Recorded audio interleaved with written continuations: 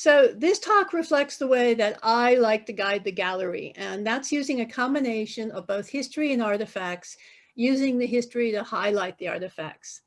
And the period between the Belitung wreck and the arrival of the Portuguese in 1498 was a really busy, active time, especially in the waters of Southeast Asia. So where do we find information about these particular periods of time? Well, we have some diaries, we have historical records, we've got legends, we've got shipwrecks, and of course we have artifacts that come up out of graves. By the year 1000, navigators pretty much knew precisely the feel and the timing of the winds that could carry them to their desired locations. And the route our Belitung wreck took from the Persian Gulf to Canton was the longest route in regular use at the time and for many years to come, until in fact the Europeans rounded Africa and found their way into the Indian Ocean. Few ships would have sailed the entire route. Most traded using the various trade stations along the way, so they used shorter jaunts. But as the Belitung proves, some ships did try to make the entire route in one trip, and some made it, and some obviously, like our Belitung, didn't. The important thing is that we know that Singapore played a really important role during this period. Perhaps only a minor role, but still it was an important role because it was a stopping station for many ships. We know from the records kept by a Chinese merchant named Wang Dayuan, who was in the 14th century, that he traveled in the region and he kept a record of what he saw and heard. I am personally a big believer that the original name of Singapore meant the gates to China, that it was Sin Gapura, Sin China Gapura gates. But what's important is that the archaeological finds found by Singapore's own famous Professor Mixic and the Chinese ceramics that we found, ranging from Lungchuan to Shufu to blue and white, actually back up everything that Wang Dayuan's diary has recorded. Now, before I leave this slide, I want you to take a look at that little red star in the ocean where it says Nipa Island, because that's important for our next slide. Oops, which didn't come on. There we go. In that tiny little archaeology gallery, which is next to the bookstore, you'll find this alcove. And what I want you to look at first is that case in the center of the room, because that shows the artifacts that were found in a 14th century shipwreck off Nipa Island. There you can see some Lungchuan plates and jars and the stash of Chinese coins that they found.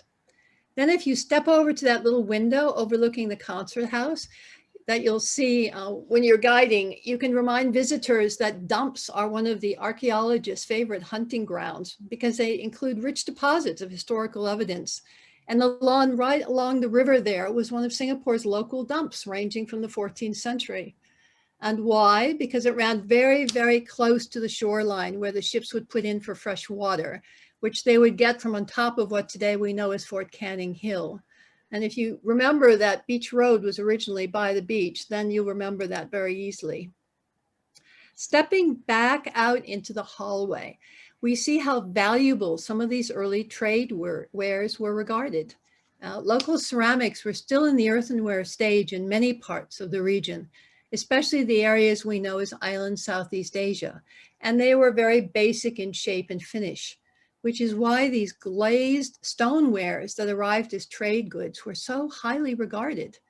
Many ended up as treasured heirlooms that were buried with their owners, to be dug up today by modern enterprising villagers and sold to local collectors or shops. So today we have them in our museum as evidence of this early trade. Most of the artifacts you're looking at actually date to the 18th or 19th century, but the ceramics that they're encasing are earlier. And we're going to look at the three examples that I have arrows pointing at now. So the first one is this Batak Guri Guri. And when I'm taking children around, I always say, do you think the Batak of northern Sumatra had clay like this, or pottery wheels, or high fire kilns, or glazes with imported minerals like cobalt? And they usually figure it out and say no. So we have to think about, well, then where did these pieces come from? And the answer is they were initially from China, but then during that Ming Gap, which is about 1350 to 1480, and we'll talk about that later, then they came from Vietnam and Thailand. And then when the Ming Gap ended and China started exporting again. They started coming out of China again. If you look at that dish on the right, it's a very standard Chinese earthenware jar, but it's been embellished in Sarawak with boar's teeth and beads, turning it into a charm jar. So many of these were very precious and only used by the headmen or the specialist gurus or datuks of the villages. I think you'll all recognize this beetle set. This was put together in Sulawesi in the late 19th, early 20th century, so it's relatively modern. But if you look at the ceramics that they've used in putting this together, these ceramics are all 15th, 16th century. Now I've marked the ones that come from China, the oldest ones with the little red labels, and it's the two smallest red labeled ones sitting on top.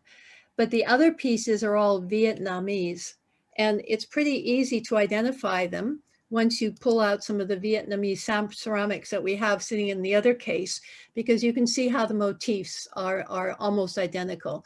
Although actually the jar on the left is probably a little earlier than the blue and white on the right. And we can tell that also from the shade of the cobalt, because the cobalt is a better cobalt that comes from the Midwest or Mideast, whatever you want to call that. And the lotus petal lappets. Now, moving to that other showcase in that same area, you're going to find trade ceramics, but these are more prestige goods. So let's take a look at these 4 examples that we have here, starting in the top left. This is a Tradescant jar, and these are identified as storage jars with green and yellow floral motifs. They were named for the botanist named John Tradescant. I think I pronounced that wrong the first time, Tradescant, who had a similar jar amongst a whole collection of ceramics and books and papers that he gave to help set up the Ashmolean Museum in Oxford. And as a result of that, any jar that resembles this is today called a Tradescant jar. They're stoneware. They have 4 lugs around their neck. A cord would have gone around them to either tie a covering over the opening on the top or just to tie them down to the ship deck. They are found throughout Southeast Asia. This one dates pretty late, from about 1600. The next little batch of ceramics in that same showcase are very unique because they're found only in Southeast Asia. They were made in China, and obviously the Chinese found a terrific interest in them in the islands of the region. They are tiny. Each one would fit it easily in the palm of your hand, and they're iron spotted on Qingbai ceramics. So plain white ceramics that they splashed some iron oxide on and then fired. But we find these literally by the thousands. We have one collector in our Southeast Asian Ceramic Society who's got 1,000 pieces easily by himself.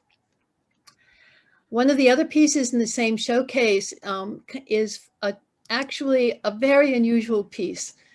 It's a Yaozhou bowl, which means it's from the Yaozhou kilns. They are in northern China, in an area just above Xi'an. So if you go to Xi'an, it's only about a 2-hour drive north from there, and if you've got a good car.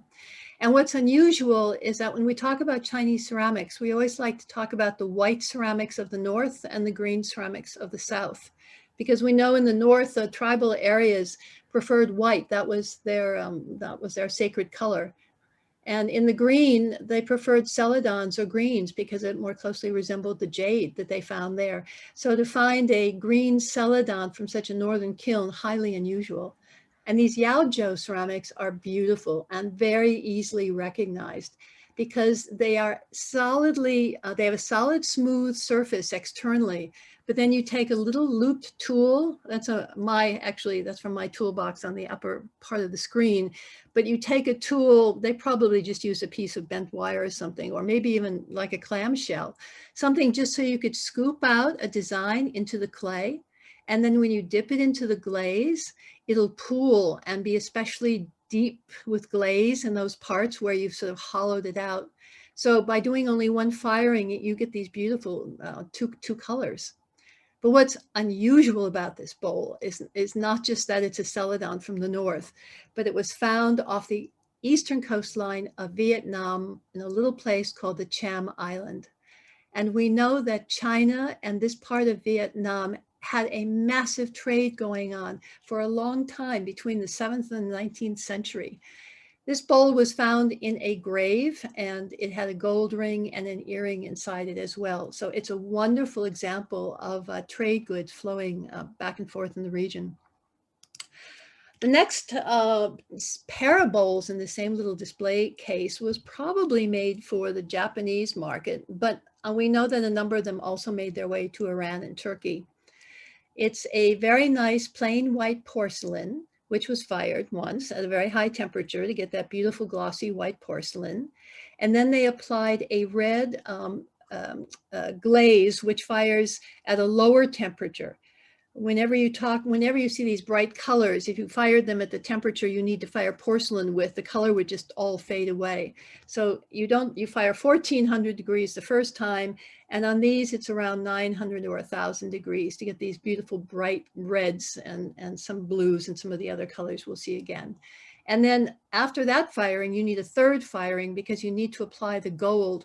And the gold you can almost apply and stick in your oven at home. It fires at a very low temperature, 500, 600 degrees centigrade. But that way you get that 3 layers of external design.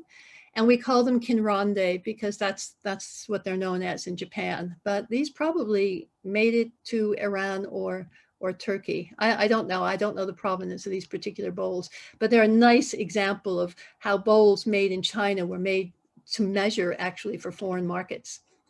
Now, if you turn around from where you're standing at that showcase and look behind you, this is the room you see.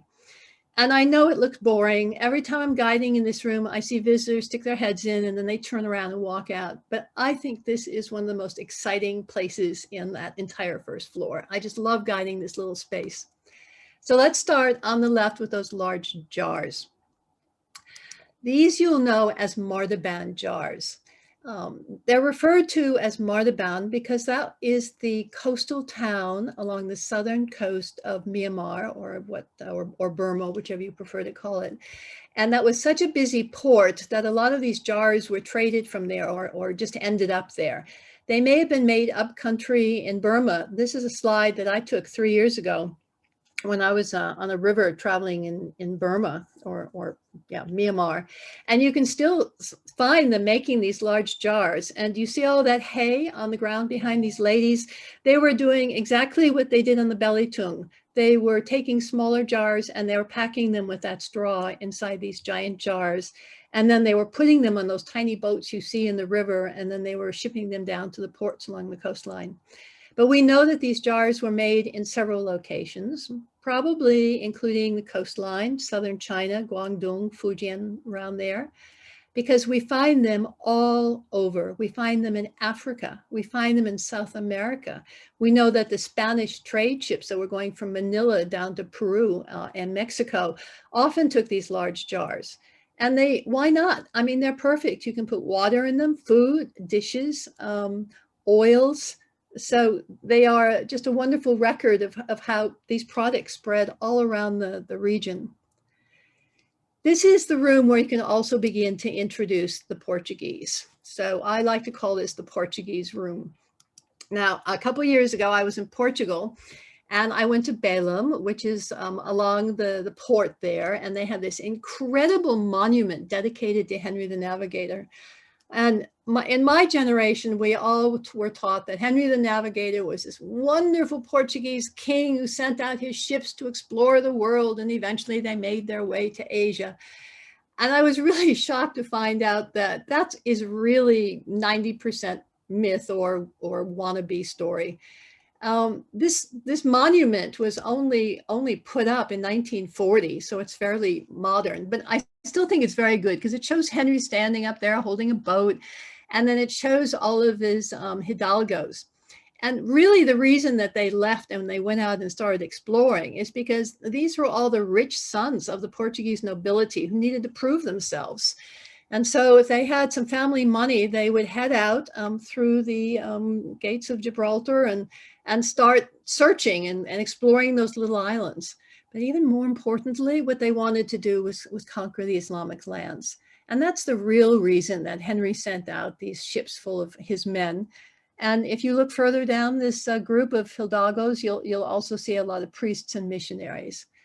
And they always said that they went out seeking both gold and God. But the real man that we have to thank for really opening up Asia, or curse for opening up Asia to the Europeans, is King Emmanuel I. Now, it's a very, very complex family tree, but what I can figure out from spending a long time poring over it is that Manuel I was the grand nephew of Prince Henry. So Prince Henry had a brother. That brother had a son. He and Manuel were cousins. But that boy who was designated as the survivor of Prince Henry, then King Henry, passed away, and so the throne went to King Manuel. And it's under him that things really took off.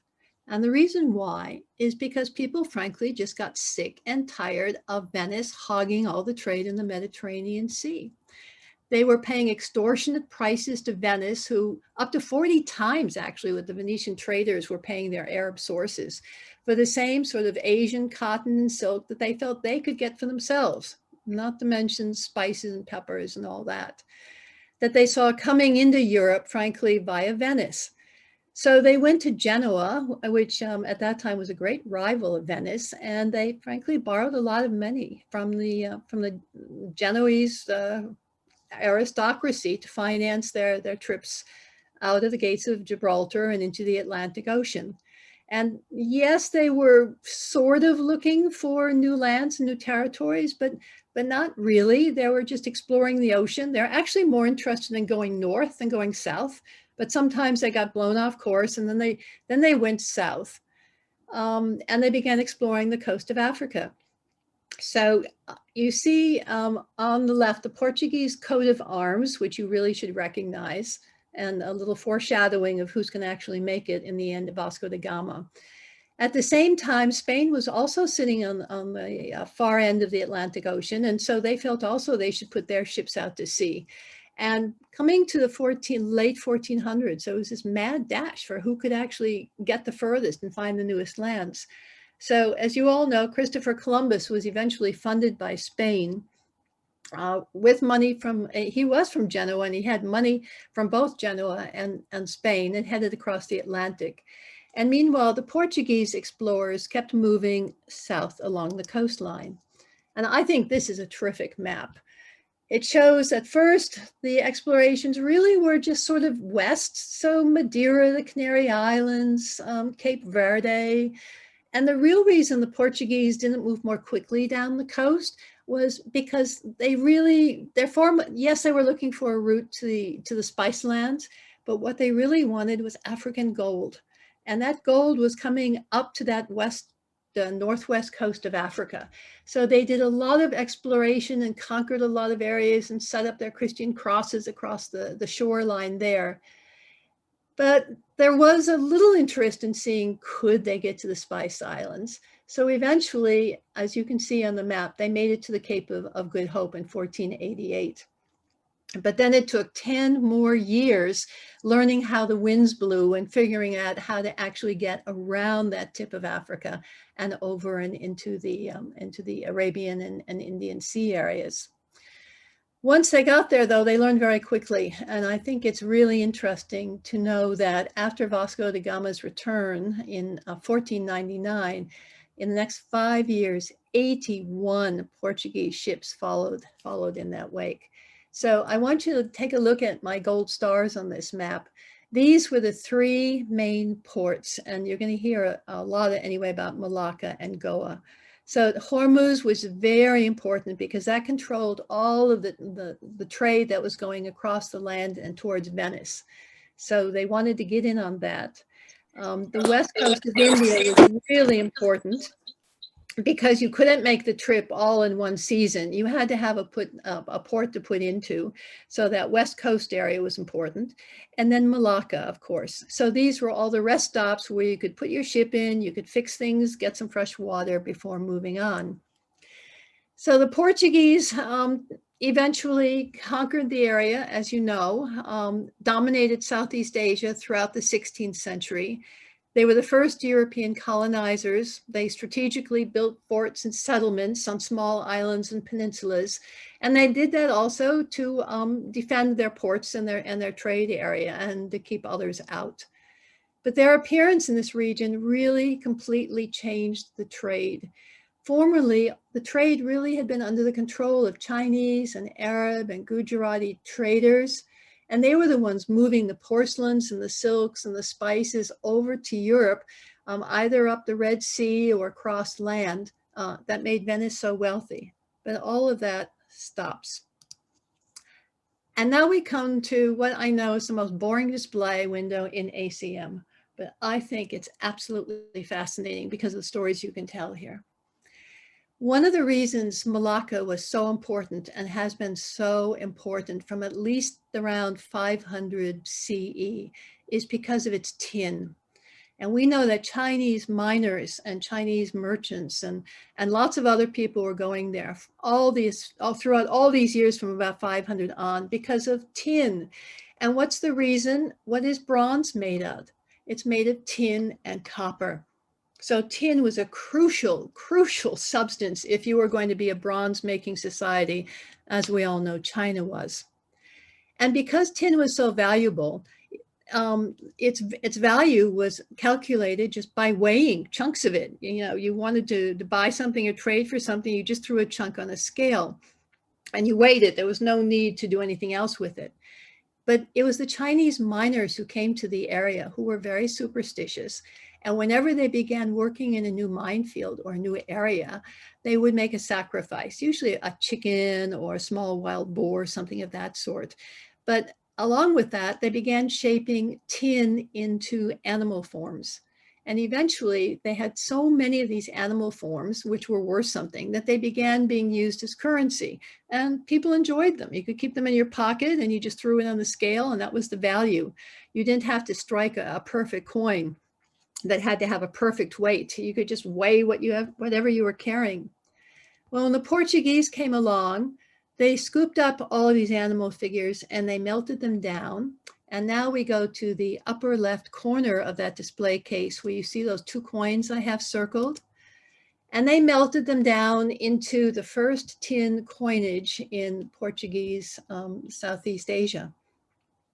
Now, they had coins before in gold and silver, and they used them to finance their crusades. And they would have those for the crusades had a cross on one side, so they were called cruzados. And of course, Manuel's armillary sphere on the reverse.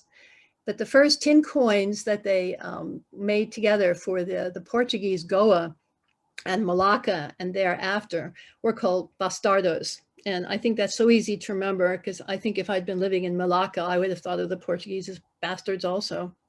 But if you look in this case, those two coins you have to peer very closely, but you can see very clearly the signs of Manuel I. And I think way back here, I missed a slide, so I'm just going to revert to it now. You can introduce Manuel when you are walking into that gallery, not to the Bellyton, because I think you should do some of the older stuff first, but by going to this plate that's got the insignia of King Manuel on it.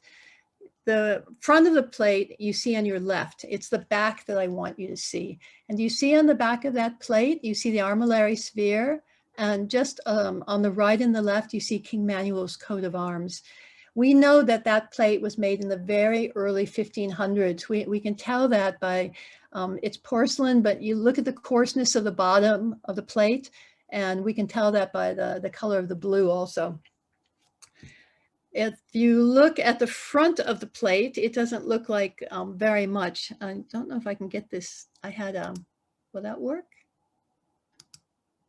No, it's not clicking. I guess the clicking, oh, there it comes. The plate front, I've looked at that design and I have looked over so many Chinese ceramics and that design is really different. And then I started looking at some Portuguese ceramics and I think that the potters that made this plate, which is made in Jingdezhen and made specifically for the court of Manuel I, they must have had access to some Portuguese tiles because the designs on these tiles look a lot to me, at least, like some of the would-be designs on the front of this Chinese plate. And that other little kendi you saw, you can just ignore that for now. We're going to come back to it, or actually Tracy's going to come back to that in a little while. So there the Portuguese are. They've conquered Malacca. They've taken all the tin animals. They've melted them down into bastardos. Why was there such a large community in Malacca? And the reason is because it was too long a trip for the Arabian dhows to make the voyage from the Spice Islands all the way back to Arabia in one monsoon. So some Gujarati merchants came and moved out to Malacca to facilitate the trade and as acting as middlemen. Moreover, that Gujarati port of Diu, you see that up on the west coast by the state of Gujarat, was a really important and great commercial center of the entire region. And it was an ally of the Mamluks and the Turks up to the northwest. And Gujarat, why Gujarat? Because it produced such wonderful cotton that was so highly desired throughout the entire region. And that's why the museum has put a few of these wonderful Indian cloths in that same little gallery, because this was the coin of the realm for the time. Everybody wanted Indian cotton, and especially the ruling and aristocracy classes of island Southeast Asia. Cotton, you need a particularly dry climate with a lot of sun, but you also need a lot of water to grow cotton. It soaks up water like you wouldn't believe it, which is why the northern parts of China are turning into barren wasteland these days. But the Indians not only grew wonderful cotton down in the main core of the continent, but they also knew how to dye it. And this was the big secret that nobody knew how to do for ages and ages. Most dyes at this time come from plants, so they're plant dyes. And cotton is also a plant. And you cannot dye a plant with a plant. Just think if it rained, the whole world would be different colors instantly because all the colors would run. So if you're going to use plant dyes on cotton, by the way, plant dyes work incredibly well on like wool, no problem there. But if you're going to use them on silk or on cotton, which are again, if you're going to dye anything made out of another plant like flax or cotton, you need something called a mordant, or something that will make the color stick.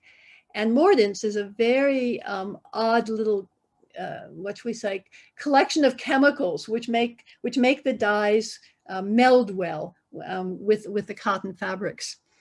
It was probably an accident, because most mordants that we know today are things like salt. That's a good mordant. Vinegar is a good mordant. There are some minerals which are good mordants, but probably the one that made the Indians discover it is urine. Urine's a terrific mordant that keeps the colors from running when they're used on cotton.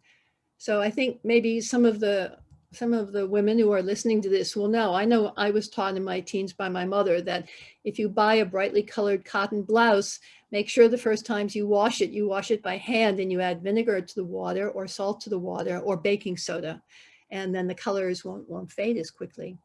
So the Indians knew how to grow cotton, and they had this wonderful knowledge of dyes, and they knew how to do block printing. And they had all sorts of inspiration for designs that came out of both Central Asia and the North. And to prove that this Gujarati community was resident, we have these two tombstones sitting right next to the coin case. These were excavated from the walls of the Portuguese fortress in Malacca. And it's a really sad story. Albuquerque comes in, he conquers Malacca, he slaughters everybody, even the people who've been nice to him, like the Chinese settlers, and have given him information about the town and how things work there. He just rampages through and slaughters everybody. And he has promised the prince that he will build a fort or put up a cross in all of the places he conquers and settles on his Asian travels. So the men by this time are sick of traveling. They want to go back to Portugal. But he says, no, you have to build a fort. And they look around and they say, there's nothing to build a fort of around here. And we were very lucky. We have one diary from one of the sailors on Albuquerque's ship. And this is why we know it's a true story. And Albuquerque stands on the deck of his ship, and he points towards the ground and he says, over there, you see that graveyard? Take those tombstones and use those as the stones to build the fort.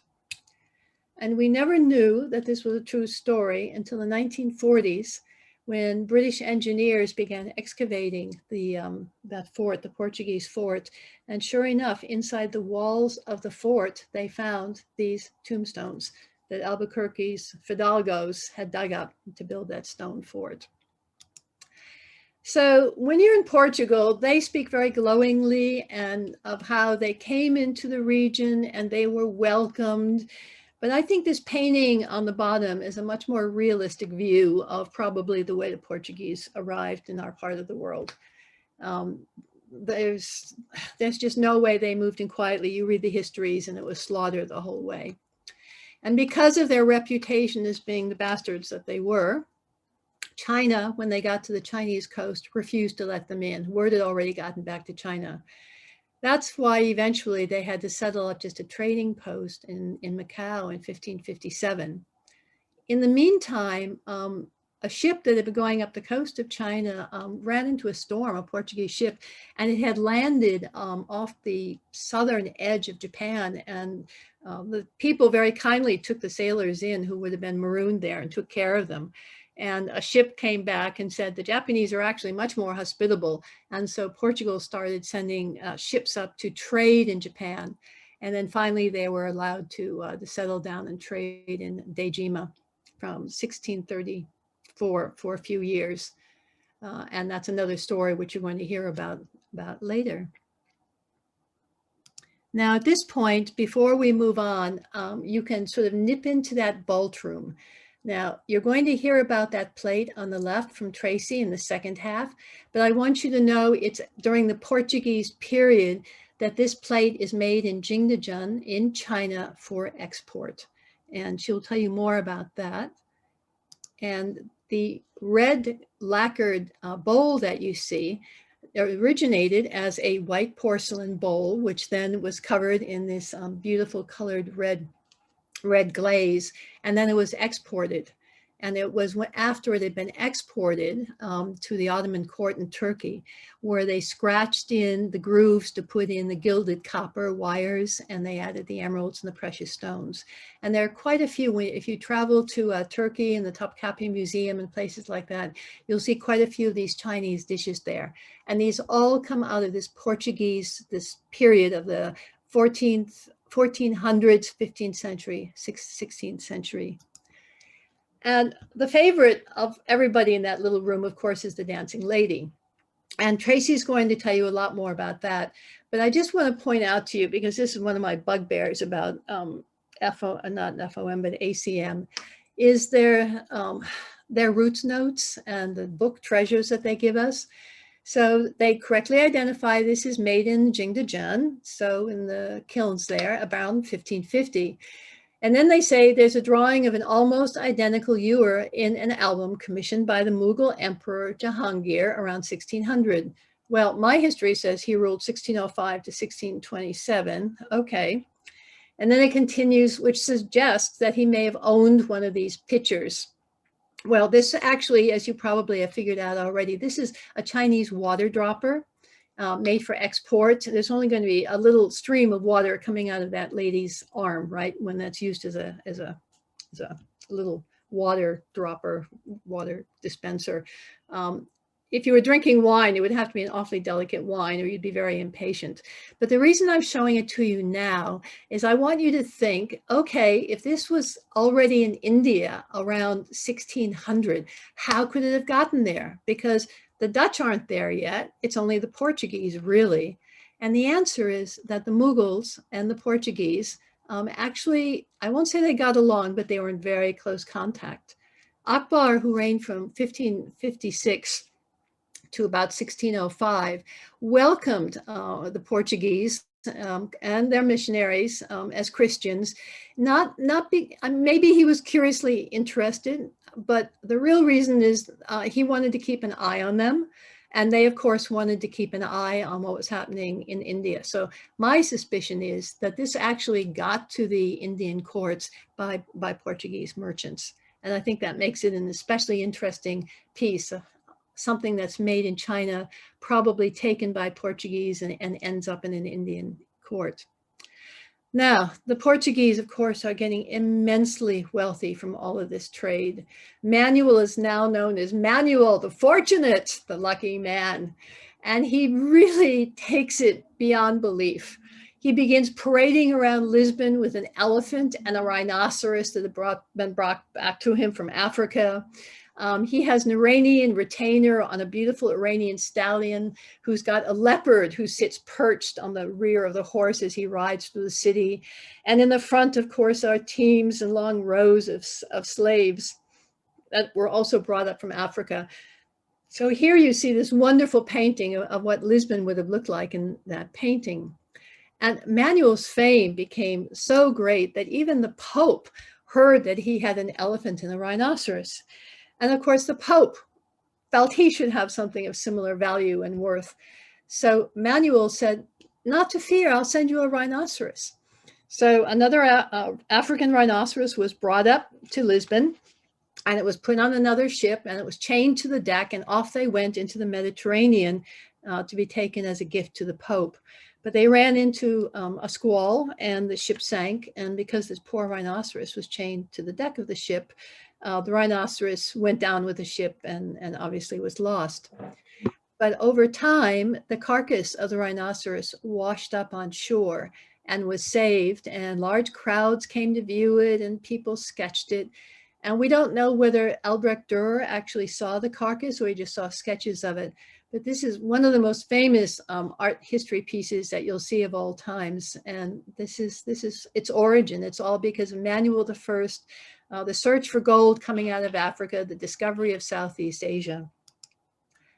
But the person we really have to thank for bringing the riches of Asia back to Portugal is Manuel's daughter-in-law. And she was the Portuguese Queen Catherine of Austria. She was engaged to King Manuel's the first son, who became King John of Portugal. She was a member of the Habsburg family. So she arrives loaded down with Habsburg wealth. She has jewels, she has tapestry, she has the most incredible wardrobe. Spend some time and look her up on the internet. And of course, now she has access to all these wonderful things coming out of Asia, gems and jewelry and porcelain. And one of the first things that happened when she got to this court is they set up the system allowing her first pick of everything that arrived in the Lisbon ports. And she was allowed to send her own buyers to these markets. She even had her own goldsmith who resided in Goa, who would buy the best gems and pieces of jewelry for her. And it was her collection which becomes that first Kunstkammer in Iberia. Moreover, because she is a Habsburg, and you see the Habsburg crest, the double-headed eagle, black eagle over on the left, she begins gifting all of her relatives with all of these wonderful pieces coming out of Asia, and especially porcelain. And it's only the aristocracy, the kings and queens, it's her nieces and nephews. And she sends sets of all sorts of different things. And eventually they trickle down to the aristocracy, the dukes and the lower beings of the courts of Europe. And this is what creates that mania for China throughout Europe. So I think this is a good time to look at some of these luxury goods that came from the region and got sent back to Portugal. So let's start looking first at luxury goods from Japan. Now, this is really ironic because the Portuguese honestly didn't care very much about these artifacts. They wanted spices, excuse me, and they wanted gold. And moreover, they wanted silver because silver was pouring into Japan, primarily brought over. Not only Japan had rich veins of silver, but silver was also coming up from South America to Japan on the Manila galleons by the Spanish. But they produced luxury goods, and if the Portuguese husbands bought them for their wives and shipped them back, so be it. So we're going to take a look at these two items, and this is the display case that's right outside that little area where Manuel I's plate is, and those Portuguese coins, etc. So here is our first chest.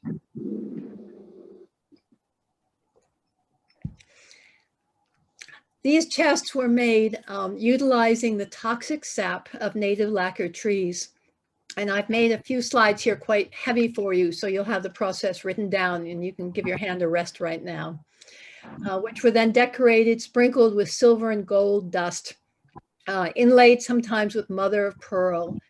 When dry, they were absolutely wonderful. They were resistant to water, alcohol, and I assure you a lot of alcohol got spilled on them by the Portuguese, salt, and all sorts of things. They really lasted well. I have a lacquer jewelry box that was given to my grandmother, and gosh, that must be 100 years old now. And even though I was allowed to play with it as a child, it still looks absolutely gorgeous. The base is wood, Zelkova, cherry, or pine. Of course, it's just like the woodblock prints. Cherry wood was considered the best. It had to be dried for a very long time to make sure that all the moisture from the cells is removed so the wood doesn't warp.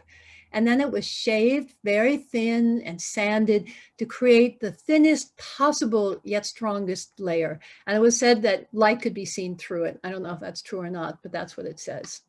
And then very slowly, like all lacquers, coats of very thin lacquer are applied, and you have to wait a long time for the drying between each lacquer layer of level lacquer.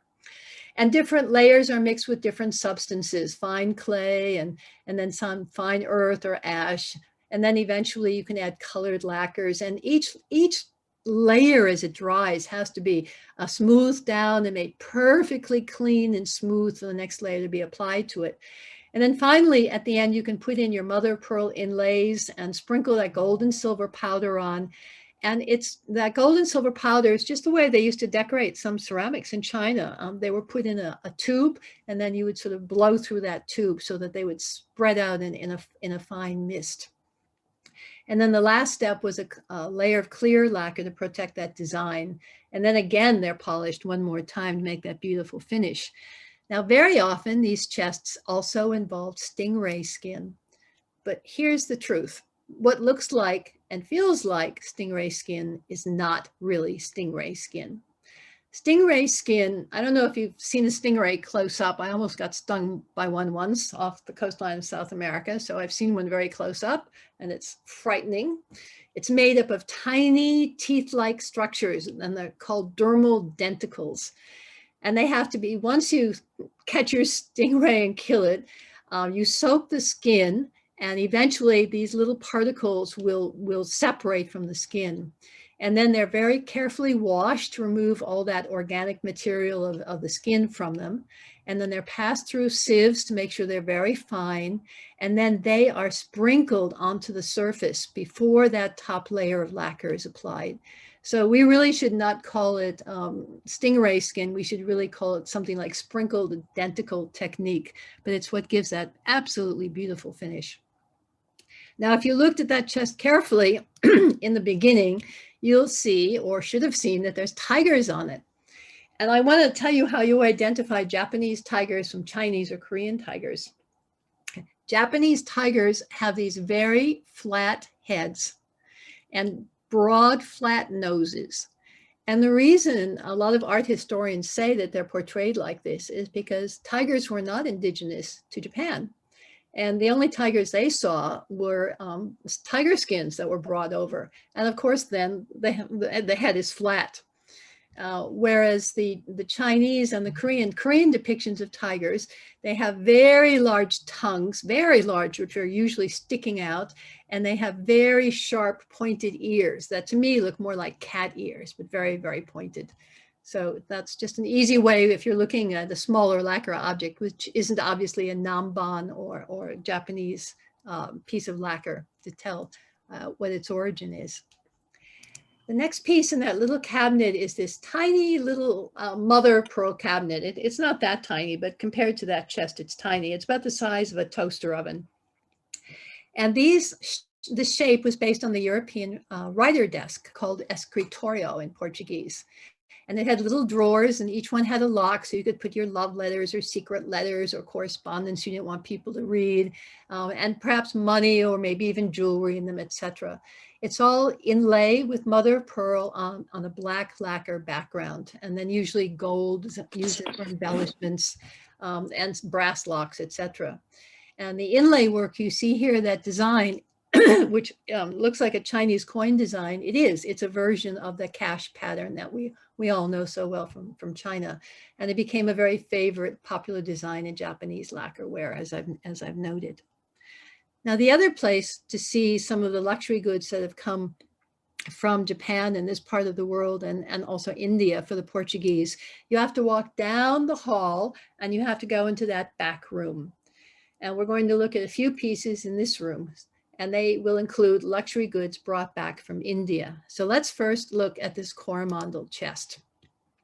The Coromandel coast is along the southeastern coastline of India.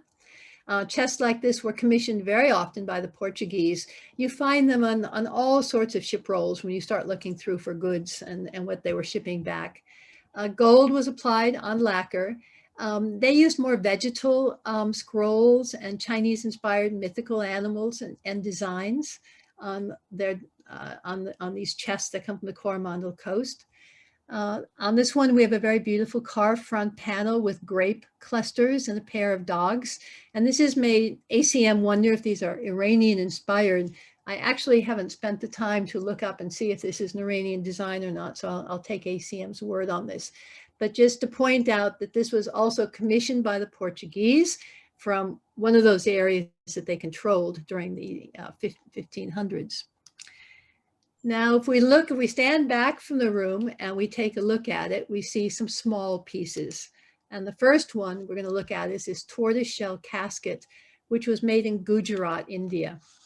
It's got silver trim. It's got a lock with a latch in the form of a lizard. The lizard's got a curled tail, which I think is charming, the way that that goes up and sort of holds it in place. It was said to be used primarily for jewelry, but we see a lot of them in Portugal being used as reliquaries and for especially valued artifacts. Let's go to the next one, which is a small mother of pearl chest. Now, this was shaped on European leather caskets, which were very popular in the early 16th century. This one was made in Gujarat, up on that northwest coast of India. And the first time we find a piece mentioned in the inventory on a Portuguese ship is 1502. So this is one of the first things that was obviously made for the local luxury market that the Portuguese found and liked and then shipped back to their own court. And you can take a closer look there when you're in the gallery. This small wood, lacquer and wood writing chest is unfortunately in the gallery with its head shut. I mean, with the lid closed. And that's so sad because when you open it up, you see the two-headed Habsburg eagle. So remember Queen Catherine of Austria. It's just a perfect way to sort of unite this whole Portuguese and Habsburg family with all of these luxury items that are leaving the region. It's very hard to make out the figures on this chest. I spent a lot of time trying to photograph this as closely as I could, leaving many fingerprints on the glass window case, I should add. But anyway, it depicts the biblical scene of Abraham and Isaac together with an angel. And I hope your eyes are better at mine than actually picking out the design on what you're looking at. Now, Portugal had managed to keep the Spanish out of their waters successfully due to the Treaty of Tordesillas in 1494. That's when the Pope divided the world into two halves to stop the quarreling between the two nations. And the whole Spanish belief was based upon the fact that Christopher Columbus had actually made it somewhere over on that side of the world and direction.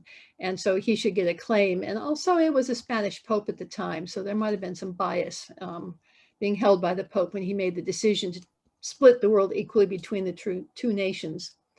But quite frankly, Spain felt the Philippines was too inaccessible. And they didn't rate the islands very highly. Once they discovered that they didn't have the cloves and nutmeg that were the goals of these early trips, they sort of more or less forgot it. As time went on, both nations continued to claim more Asian territories, an island here, an island there. Portugal, the Macassar, and some of the Spice Islands were claimed for Spain because Magellan did land there, right? But it wasn't until the 1550s that the Spanish king, Philip II, decided to send a delegation to take another look. And the person he chose was a young man who had come to his court asking to be sponsored by him for another trip in that direction, that the Spanish king had said no to. He had been a sailor on a Portuguese ship.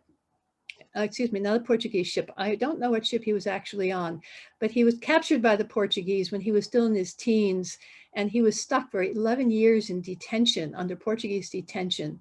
But he finally made it back to Europe, although the Portuguese took away all of his maps and notes he'd collected during the years he was there. But when the king decided to take another look, by this time the young man had been basically in retirement in the monastic community. But in 1564, he agrees to lead an expedition to take another look at the Philippines. Maybe there's something there worth going for. And he's assigned a captain by the name of Miguel Lopez de Legazpi, whom you're going to see in the next slide. It had been Spain's great discoveries of gold in the New World, primarily Peru, that had diverted its interest from their territorial claims in Asia. But this new look-see resulted in what we now know as the Manila galleon trade, which then gave Spain access not only to Asia's spices, but also all those highly coveted exports from Japan and China. So this is a beautiful painting that's on the wall in that hallway, just past the trade gallery, right at the end. If you go to the left, you'll find the Manila and the Batavia showcase. Now, Magellan, I mentioned, it was his brief stop in the Philippines in 1520 that had helped Spain's claim on those islands. And this beautiful oil painting on the wall shows Magellan on the far right with the other two individuals who are recognized as being instrumental to Spain's hold on the Philippines. So Miguel Lopez de Legazpi, whom you now know, not only recognized the value of trade with Manila, but after he made the trip there, he also found his way back to Mexico. So it's said that he, as the one who actually established that Manila-Acapulco trade route that linked the Philippines to Latin and South America. And that trade lasted for 250 years, from 1565 all the way up till 1815. And the friar you see on the left, that is Friar Andres. And he's celebrated for having worked out the best route for the galleons to travel in and the best seasons. So the Philippines suddenly took on a new place of position, a new valuable attribute for Spain. And Spain took them on as an extension of Mexico. So they were under rule of the viceroyalty of New Spain as part of Mexico, amazingly enough. So that oil painting, you can't see it, it's on the wall to your right, but here we're looking now at the Manila and Batavia showcases. The two figures you see right in the middle are Carmelite figurines. And because Spain was not only Christian, but Catholic, they took their religion with them. And in fact, it became a haven for many Christians throughout Southeast Asia. And amongst the different monastic communities it attracted were Carmelites. So this is a pair of Carmelite figurines, and we identify them by the scapular, or those monastic tunics that they're holding. If you remember, all of these missionary groups had different wardrobes, which really helps us identify them. The Dominicans had a black cape that they wore over white robes, and the Franciscans had the knotted belts, each knot, of course, representing one of the vows they had taken. And this Carmelite group represented the sole religious order that had been founded in the Holy Land during the Crusades in the 12th and 13th century. And the Portuguese, as you know, were very, very big and very prominent supporters of all those crusades during that period. So it was very natural for them to take Carmelite followers out with them to the Philippines. They revere Mary because she was the closest person to their Savior, Jesus Christ. And they're called Carmelites because that is the site, Mount Carmel, where the prophet Elijah challenged the false prophets and, of course, won. So these figurines are fairly new. They were made in the 19th century in the Philippines, and the Philippines continues a tradition of making beautiful religious figures, especially at Christmas time and the Christian holidays.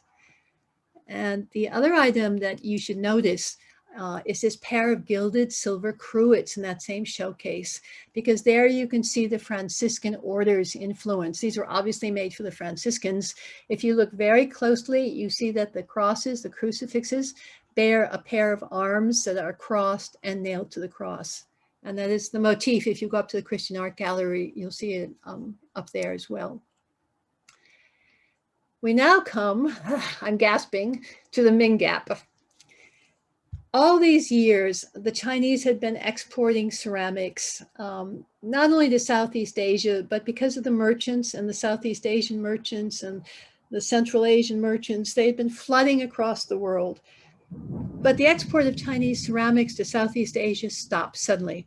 And that happens in 1350, and it lasts until 1480.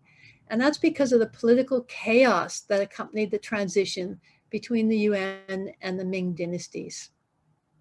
That very important ceramic center, Jingdezhen, which was making all the finest ceramics in China, was captured by rebels and basically destroyed in 1352. Those who survived the destruction ran off and joined other places, including a number of those ceramicists were said to have emigrated all the way over to Thailand, which is how the Thais learned to make such beautiful blue and white ceramics. But we'll get to that story later. Anyway, as a result of the turmoil and the lack of having adequate kilns even functioning, the Ming government stopped the export of porcelain officially, and especially blue and white, because Jingdezhen had really been the sole production center, and they didn't want any ceramics that were meant or could be used by the court to leave. So all of the above struggles within the imperial court meant that very little porcelain was being produced, even for China itself during these years. Well, this is that period when Vietnam and Thailand come to the rescue. We know it as the Ming Gap, but in Vietnam and Thailand, they see it as the birth of their ceramic industries. So let's start with Vietnam.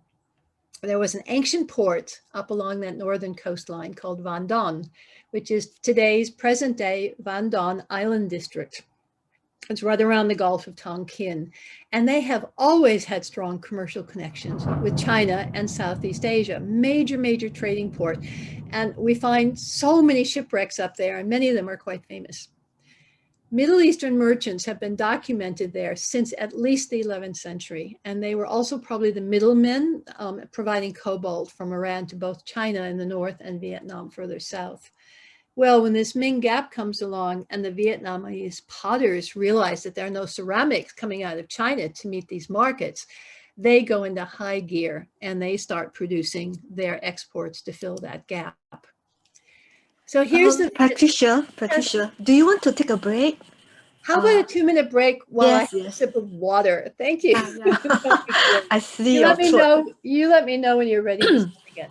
Okay, everybody just take a break. Maybe water break. Water break, coffee break.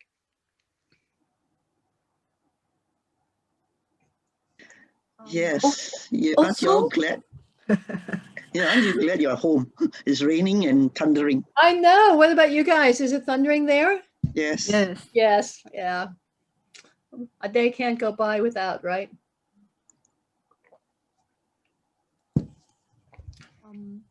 I want to mention that if you have questions, you can put in the chat. Yeah, please do. I think most of you know my area of concentration is really China. So when we start getting into some fringe areas and ceramics, so when we get a little bit off my big topic areas, I'm sure there are members of you who know more than I do. So please share. It's a very interesting talk, Patricia. Well, we don't really talk about the Spanish colonies of the Philippines very often. So I thought just a little bit more background there would be helpful. Yes, thank you. And I wish we had these trade ceramic displays upstairs in the ceramic gallery where I think they belong rather than downstairs. Maybe when we get more artifacts, they'll move the export ceramics up to the 3rd floor as well. I hope so. It looks a little bare up there right now. Yep.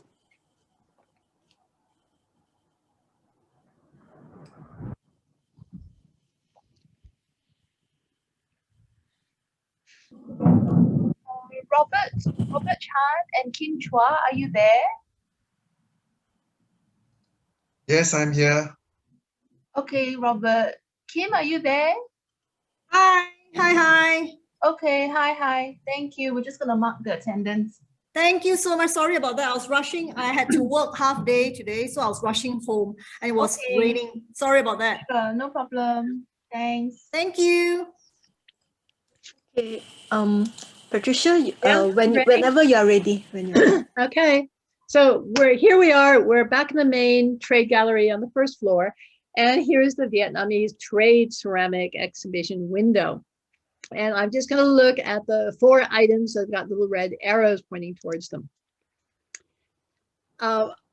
It's very easy, you guys, to tell the Vietnamese stoneware from this period from the Chinese porcelain that was both before and after, because it's not porcelain. The Vietnamese didn't have porcelain, they had stoneware. So all you have to do is pick up a piece, which of course is impossible in our galleries.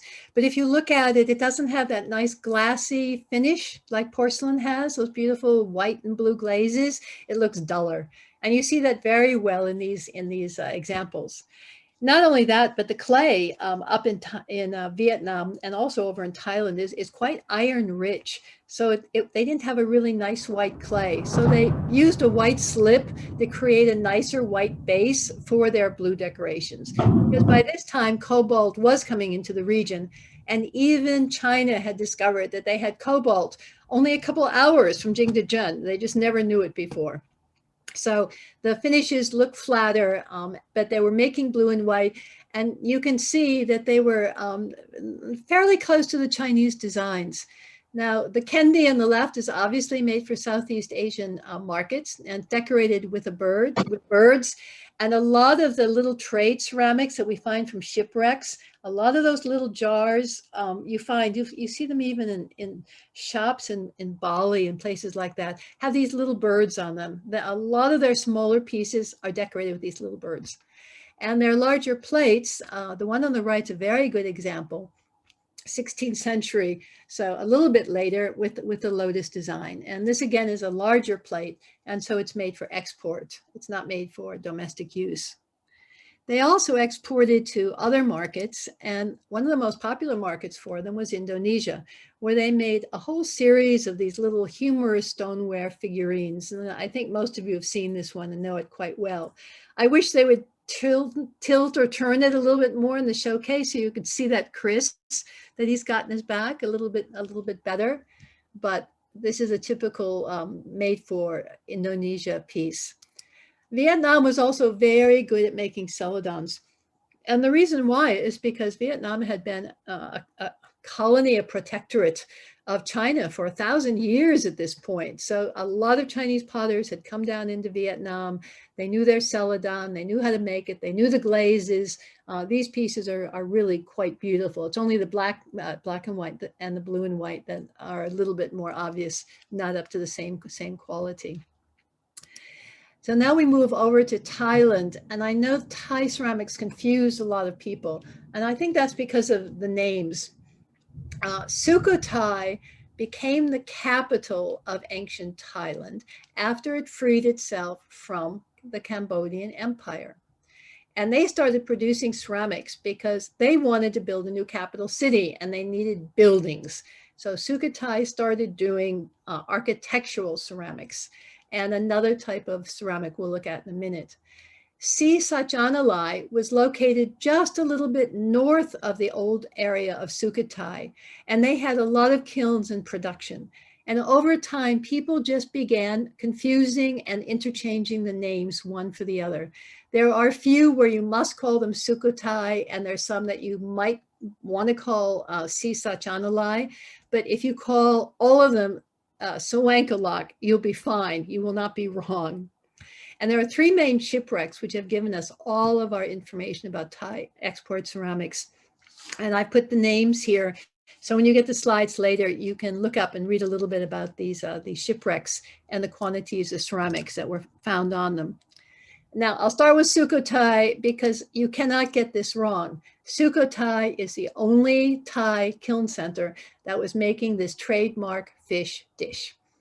And the fish may differ, but they all sort of look like fat, jolly fish, and they're always in the dead center bottom of the plate or the dish.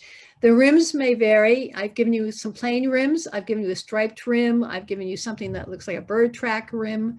And the cavetto can be plain, like the four dishes on the right, or it can have what we call vegetation motifs around that inside border, the cavetto. They're painted in an iron slip. So they come out sort of different shades of browns at times, but also cobalt was used. So they can be a bluish brown, or they can look very brown, or on occasion they look very blue. My experience, if they look really too good blue, it's a modern fake. So if you find one in the junk shop, be a little careful. The one way for sure that you can tell a plate, and now they're even faking this, is that these were always fired inside one another. So if you look at the top here, they were stacked like this in the kilns. And to keep them from fastening themselves during the firing process so that they became sort of glued or cemented to one another, they used these little dividers, stilts, or you can call them spurs. It depends. Potters use different names. And these were put in the bottom. And when you remove the pieces, the very edge, this sharp little edge here would often break off. And you see here on this dish, you see this little round scar mark there. And there's another little one there. And you see here. Now, they always tried to place these stilts or spurs somewhere where they would sort of blend in. But when you look closely, you can't help but miss them. And if there was a little bit of them left on the plate, they would sand them off. But you look for those marks. I blew this one up so you could see it clearly. But all proper Sukhothai fish plates, and that's all genuine Sukhothai fish plates, have those spur marks on them. Now we're going to go to the Si Sachanalai ware. These are usually quite fine, very, very nicely done, and often with scalloped edges. The one thing about these Thai ceramics is almost all of them have really gritty bases on the bottom. They just put them on sand, layers of sand in the kilns when you came to these larger wares. Although in here, you can still see some little stilt marks where they used stilts to separate the bowls. In Jingdezhen or in China, they actually use something that looked like canisters. So it'd be like one jar in a canister before the firing. So you don't have these stilt marks on them. But this is a Thai export ceramics, very beautiful. Then we come to Sawankalok. And Sawankalok, which is that same district, has they tend to be monochromes in shades of green, and with these beautiful designs on them, which is just made by scratching or by using a loop tool, like I showed you about an hour ago on that one particular Yaozhou pot. So you scoop out more clay on, so you have some deep ridges that the clay will sit a little bit deeper in. Now there's one, oh dear, did I lose? Nope, there we go. I wanted to show you this Thai ceramic cabinet window as a whole because the signage is missing, and it says something like signage being renewed or something like that. There's some silly sign. So right now it's a complete mishmash. And just to make things more difficult, they have put 3 original Chinese dishes in this display case for you to use as sort of an example to see what the Thais were copying. And I have put those little yellow hearts on the made in China dishes. So up here, you see a genuine Lung Chuan celadon dish. This is the same Lung Chuan that we've dug up on the church grounds and outside the window of the ACM. They're broken and they look terrible because they've been at sea or buried in the ground for a long time. But that's a beautiful Lung Chuan, and that is the celadon that these other pieces are trying to achieve, this look. But you can see this is porcelain, and you can see that these others are stoneware. Down here, this is again beautiful, nice color green, nice and glossy. That's a made in China for export. And the one up here, all the others are Sawankalak or Sisachanalai. And this one, you see, they only have one Sukhothai fish plate. Although I've seen at the Heritage Conservation Center, they probably have about 20 in storage. And they're all so charming. I really wish that they'd put a whole wall of them up, but they haven't done that. Now, just at the same time that the Portuguese are sort of coming to the end of their days, so the end of the 1500s, pretty soon they're going to get kicked out. The Chinese begin gearing up more production for export wares that are going around the region. And the Swatow ware is probably the best known because this stuff went everywhere. It was supposed to go to Southeast Asia and places like Aceh for communal meals and that sort of lifestyle. It's very coarse, it's stoneware. If you could pick one up, you'd see how heavy it is. If you turn it over, you go, oh my God, it's like sand all over the bottom that you sort of want to get a piece of sandpaper and sand off. But even my mother-in-law in Norway bought one at a marketplace there. And when she asked the marketplace owner where he'd gotten it was from a Norwegian missionary who had actually been in China in the 1800s. So these dishes went everywhere, all around the world. And there's one shipwreck which is very, very famous because it's the first shipwreck that they've ever found Swatow ware on, and that's the Bin Tuan shipwreck, which is dated around 1608.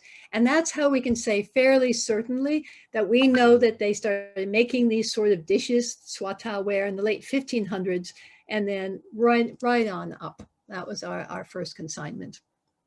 So let's just take a look at one of these. And this is my favorite dish because it works no matter who you're guiding, children or adults, because you can point out that monster fish. He's probably supposed to be a ship swallowing mackerel. And then that triple-masted ship on the bottom, that's a typical Chinese vessel that sailed in the coastal areas. And it's called a sand boat because it could go up rivers. It could go up quite a bit in rivers if they had deep enough water at that point. And then you see the three peaked mountains over here on the left where the lands of the immortals lived. And Tracy and I have looked at this. The first time I saw this, I thought, oh, it's Ren, you know, the Sudong and the two lines. But the more I looked at it, I thought, no, that's some other character. And I found one document that says it's painted Tian Yixia, all under heaven, but I just can't get that to come out of here. So I think this center part is improper. But this circle here showing the 24 mansions of Chinese astronomy is absolutely dead on. And let's see if I can get it to come up. There is a modern rendition of these 24 mansions of Chinese astronomy. And you see they absolutely are close. They're accurate. They're just painted very, very quickly. And then these four dotted things around the side, these are of course the four major constellations, very specific ones. And then what we're looking at is the iron red decorated rim here. And as I've mentioned, that very large and messy step. So leaving you now with this sand barge, I just have 3 more slides for you. And one is I want you to be able to identify a Portuguese carrack, which is basically the same as a Spanish now. They just, in Portugal, they were called carracks and the Spanish called them nows. And the way you tell them apart is they had a very high aft castle. And in fact, that's what made them not very seaworthy and probably why so many were lost at sea. The Dutch lost far fewer ships than the Spanish and the Portuguese in those beginning years. And these high parts just look at this, it made it so tippy in a storm. They all had a foremast. They have a main mast and they have a mizzen mast, or the mast here, that's the one in the very back. And the mizzen mast was always a lateen or a triangular sail.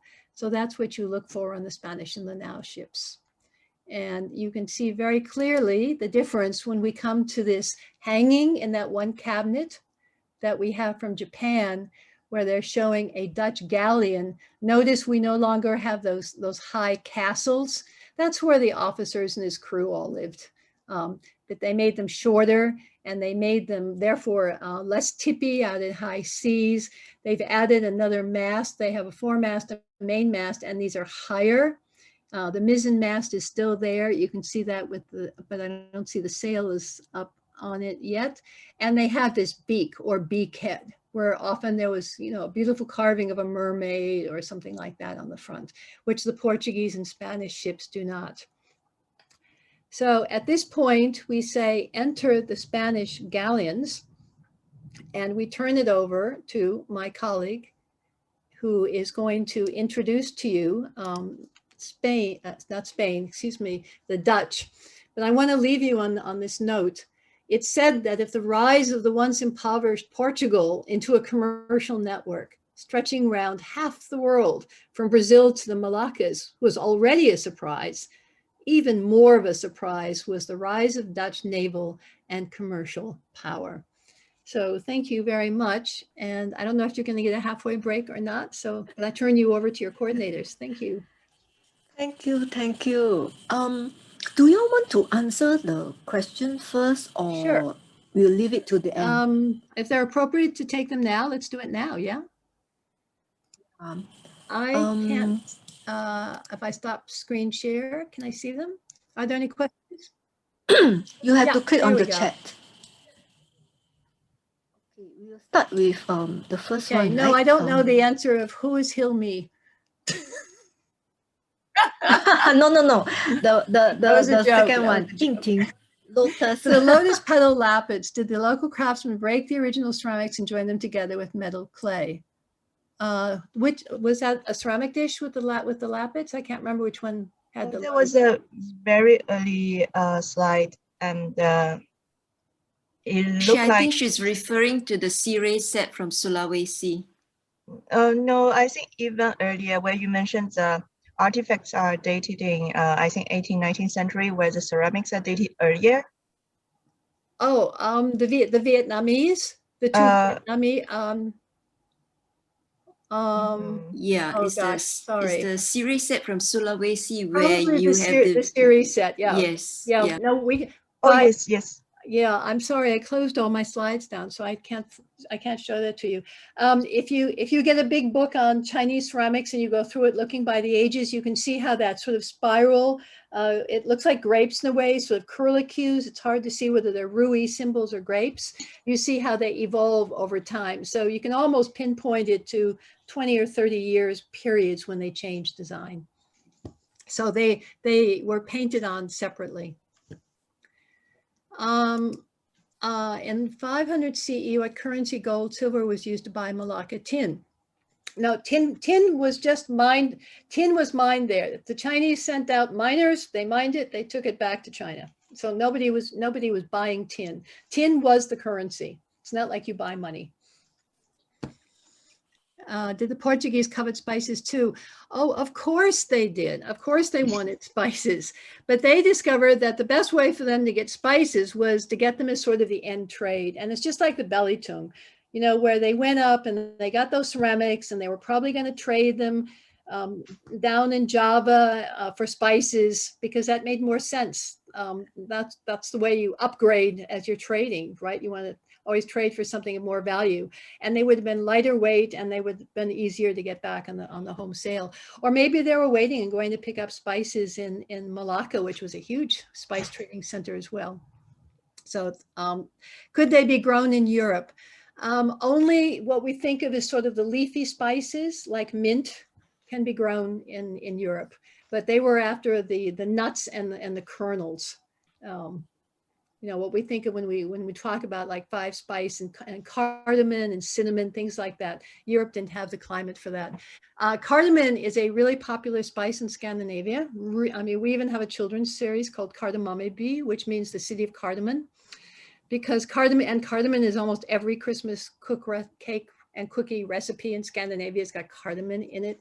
And they tried so hard to grow cardamom in Scandinavia, but it never worked out. And are not particularly used in European cuisines today, right? Oh, it depends where you are. It depends where you are. Portugal still has some that they use. Scandinavia still has some. Britain, because Britain had more of a base in India, it was the Indian spices that they retained. The Siraset Sulawesi, you label some of the vessels as Chinese ceramics. Oh, you have to, how can you tell they're Chinese and not Vietnamese? You have to look at the designs, because the Vietnamese, even though they were copying Chinese designs or inspired by them, they still had their own little twists to it. Maybe the Chinese, because they did calligraphy, which was not done in Thailand, the brush stroke would be, you can see it's different. Where in Chinese, we know it goes in one direction. You know, we're all taught how to do the basic brush strokes from, you know, left to right and top bottom. In Thailand, they still don't know unless they've studied Chinese. They'll often do the stroke when copying something in Chinese from the bottom up or right to left. So it's pretty easy. You can tell how the brushes hit the pot. And where did Thailand get its cobalt from? They also traded. By the time Thailand got into ceramics, we're talking 14th century. And the Mongols, remember, they came down and they tried to conquer Burma. They came into Thailand. They failed in Burma.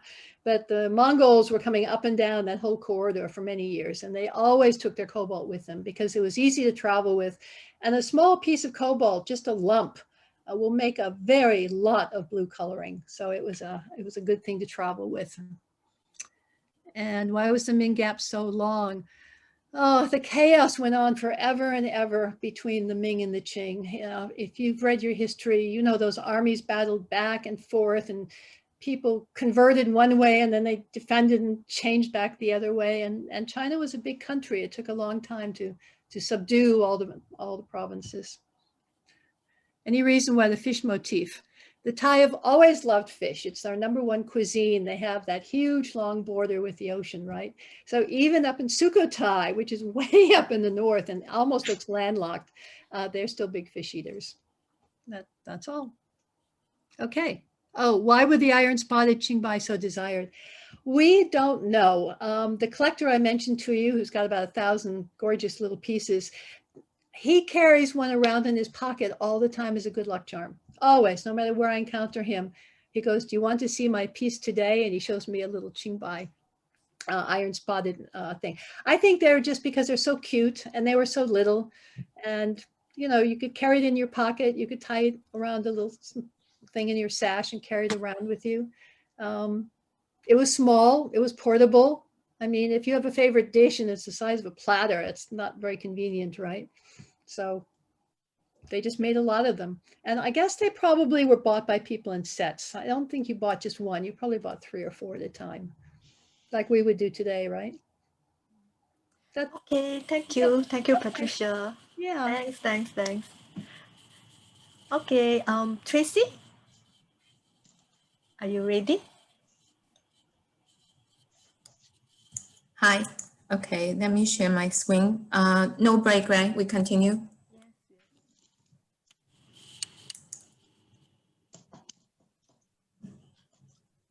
I can't share screen. Oh, let me look for your name, huh? Yeah. I thought I made you the one. Tracy.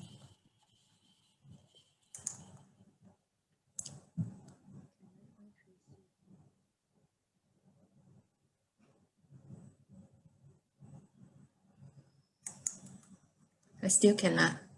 Hold on.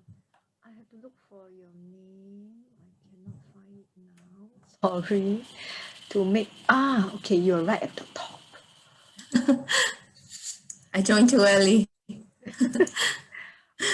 Okay, sorry. All right. Okay, let me share. Okay.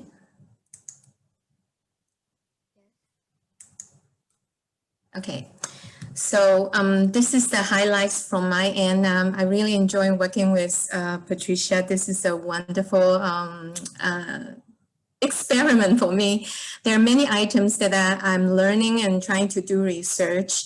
And then so today when you look at my slides, you will see a lot of content because I understand the trainees, you're all already well-versed in guiding in all different museums. So what you need from me as a help that I can provide for you is I create as much as possible the ASEAN relevant content. And then I'm super happy that you just copy and paste, use my content as the foundation for your own tour paper, and hope you enjoy guiding in ASEAN. So I'm going to start. Okay, so I'm going to start with a map here. The maritime trade, I am going to start very much from the 1600, like what Patricia ended just now. I'm going to start from Japan first, the very eastern part of this map. And then from Japan, I would explore, I would highlight a bit on China, and then also Indonesia and India. So using this map, I'm going to start from Japan. So all of you know that during 15th and 16th century, Japan is under the Warring State period. That's why not much trading can happen during that period of time. But it's only after the Edo period, which officially started in 1615, then Japan, due to the stability of the Edo period, so trading start booming again. However, shogun in Edo period, they adopt the policy of isolation. So they really expel all the foreigners except Dutch traders, because they consider Dutch trader less threatening. And then they focus only on commercial, helping them to do the trading and earning all the income from the trading. So they welcome Dutch. And then with restriction, they also trade with Chinese and Korean, because Korean and Chinese are close by. So Edo period is 1615. So if we move from that same period of time, we move into China. China during 1615 is Wanli Emperor. So Wanli Emperor is a very different emperor in Chinese history. He's been an emperor for 48 years. If I remember correctly, he hasn't been working as an emperor, behaving like one for maybe 30 some years. So he's a very particular emperor. But covering China, I'm going to move earlier than Wanli. That is, instead of just Wanli, I'm going to move further to the Yongle Emperor, who is the third emperor in the Ming Dynasty. The reason why I want to bring Yongle into this sharing to begin with is, firstly, Yongle bring to a huge stability to the Ming Dynasty. And also in Chinese history, people always remember Yongle because as an emperor, he's the one who built the imperial palace that we see right now in Beijing, okay? And then also he's the one who moved the Ming Dynasty after almost 15 years from originally it's in Beijing, Nanjing in the south by the Yangtze River. After 15 years, he moved it back to Beijing, where he was originally from. He was Yan Wang, meaning originally he looked after Beijing. So he moved the capital from south to north in order to fight back all the potential invaders from the north. Okay, so Yongle Emperor, in order to show the country's military might to all, and also build up the relationship with all the vassal states in the Southeast Asia, like Thailand, Vietnam, Indonesia, even as far as India. He sent a very important person, very much like his ambassador, like what just now Mark was asking the question on Zheng He. So he sent Zheng He in all the way down to the Southeast Asia, and then travel altogether 7 times. So there are altogether 7 maritime expeditions from 1405 to 1433. So these are very, very important because during that time, you can see he traveled, the beginning of the expedition is always very close to Nanjing by a harbor called Liujiagang. Okay, so he will always start from there, going down to Quanzhou to recruit all the potential sailors, those well-versed sailors. Guangzhou, pick up something, and then go all the way to Southeast Asia. He always liked to stop by Malacca for a while. And then he also visited Java, Indonesia. So the 7 expeditions on this map, they draw only up to the 6 times. So the number 7 times is actually very close to the 1421 and 1422. It's almost about the same route. But the last time, the gap was almost 9 or 10 years before he made his last trip. So for his last trip, he also go all the way to Eastern Africa. So during this whole voyage, you can see he traveled all the way to Mecca in Saudi Arabia, to the Middle East country, to all these countries, potentially, you know, where they have tons of cobalt blue, okay? And also because of he go there to make friends and then to show the might of Ming Dynasty and to show goodwill. He also bring back with him all the presents from this foreign dignity. And then also he brought back all the fresh ideas in terms of the scroll vines design to use on the porcelain, okay? So my very first introduction for you is during the Ming Dynasty, as early as 15th century, okay?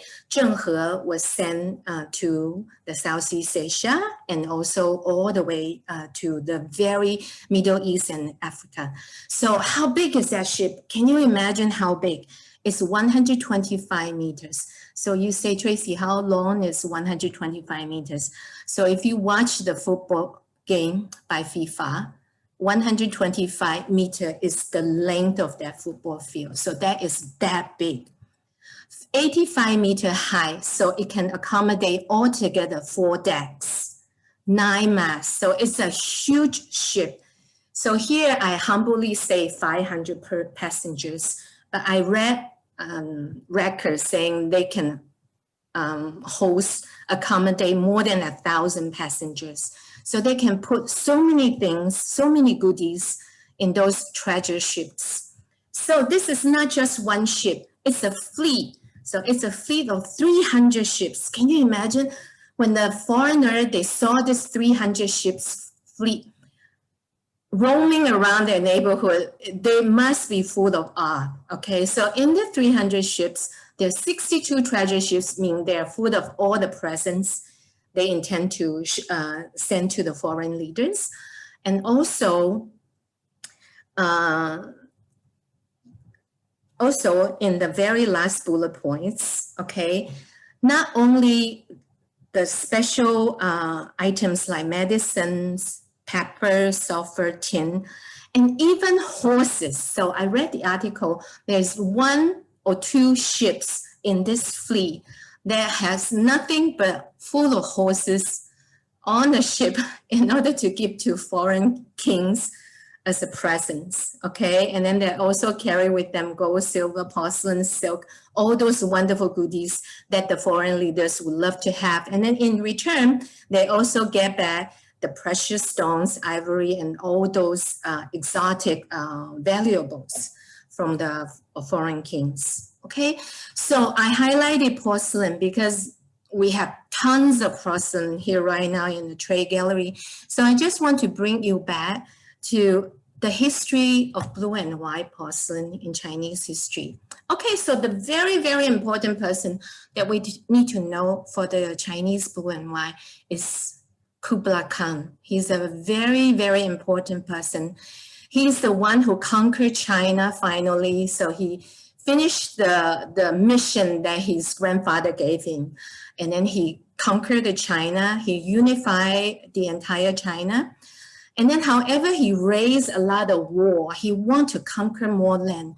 So when you conquer so many lands, you be short of fund. You need a lot of income, okay?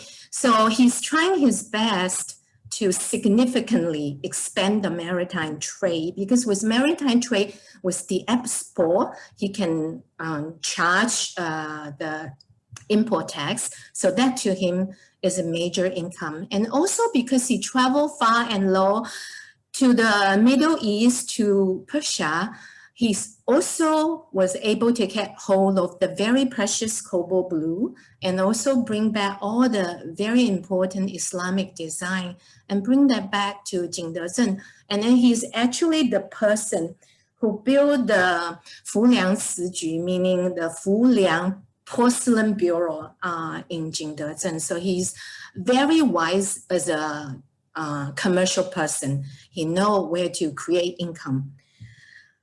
Okay, and then after the few hundred years in Europe, from 16th to 18th centuries, blue and white porcelain has become such a must-have for all the nobles and upper class. Even in the middle class, they love to have blue and white teacup for their afternoon snacks. So in 1719, we read the book by Daniel Defoe, The Further Adventure of Robinson Crusoe. He coined a special word called China Mania. So that's how it all began, because they just cannot stop wanting more of Chinese porcelain.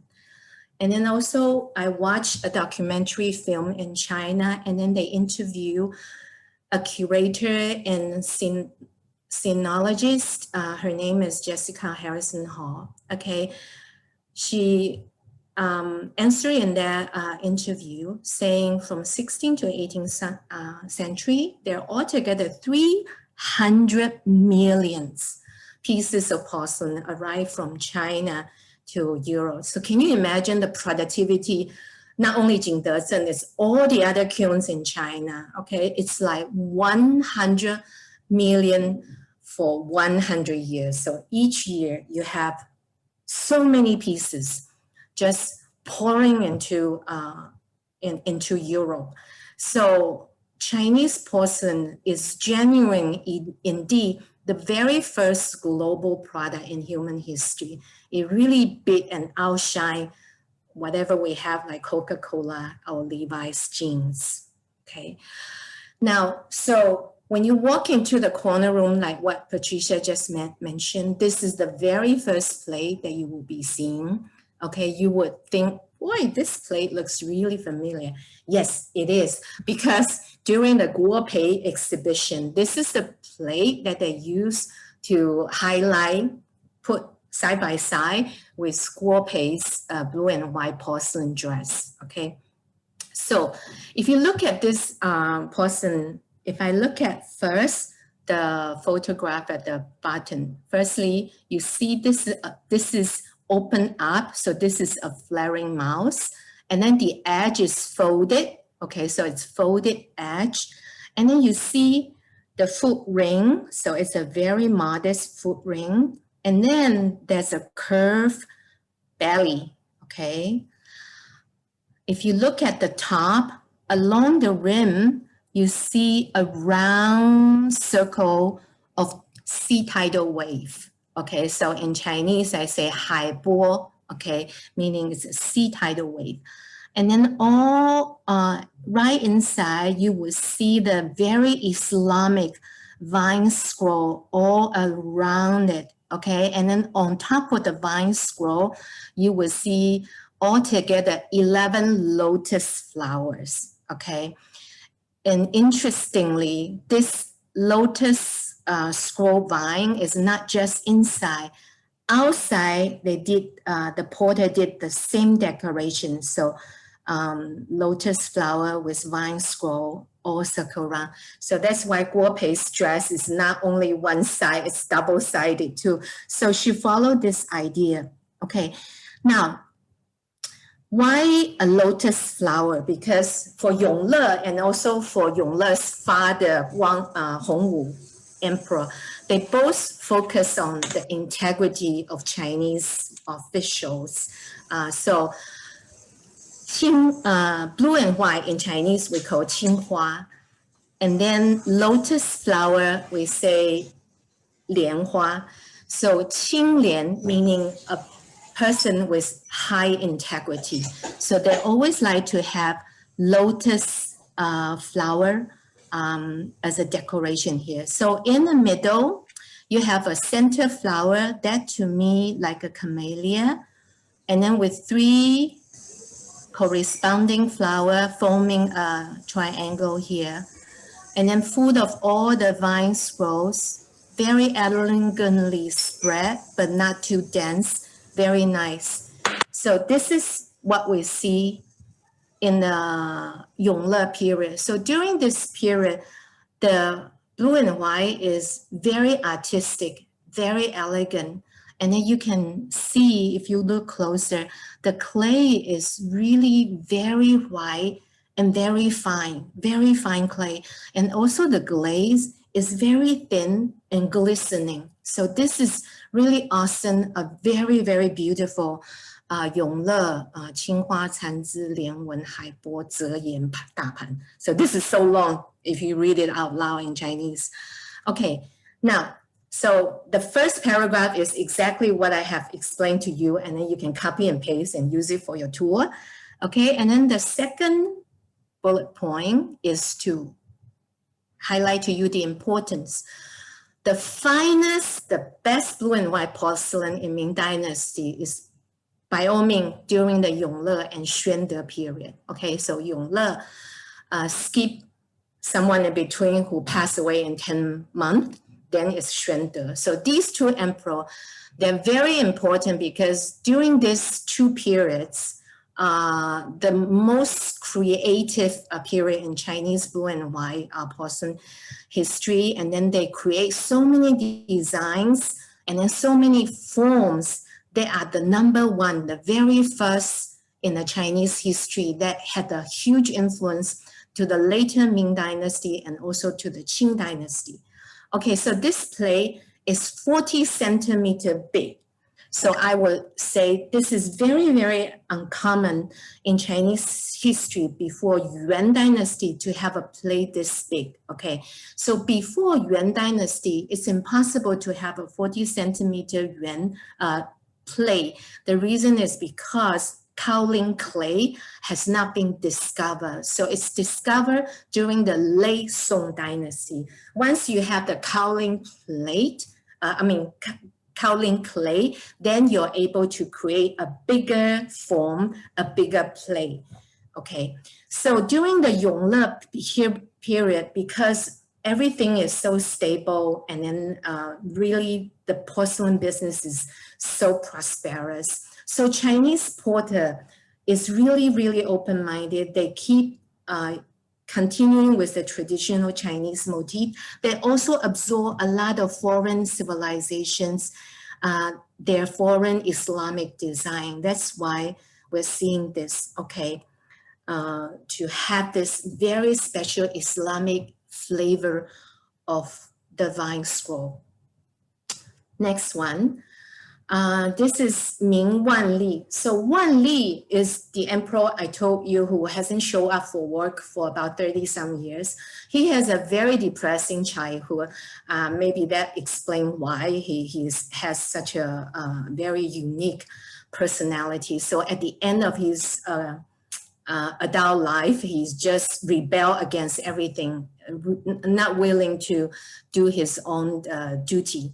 Okay, so during the Wanli period, this is a super commercial booming area. So Yongle Qinghua, you will see, is more elegant and more artistic inclined.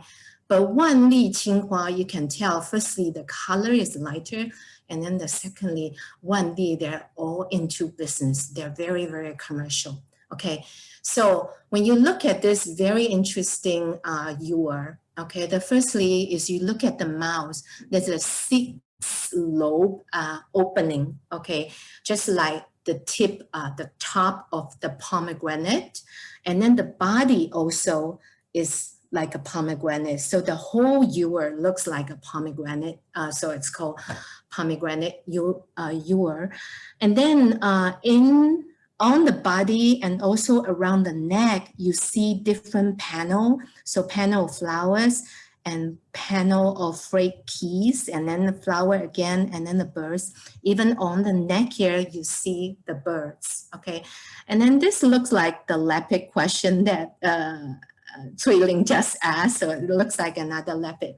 But interesting thing about this Yuer is this very cute spout, okay, look very much like a stern of a lotus leaf, and then it curves so naturally, okay. And then also you see here, there's like a leaves or stern from the lotus leaves, and then it's molded in a relief on the surface of this globular body.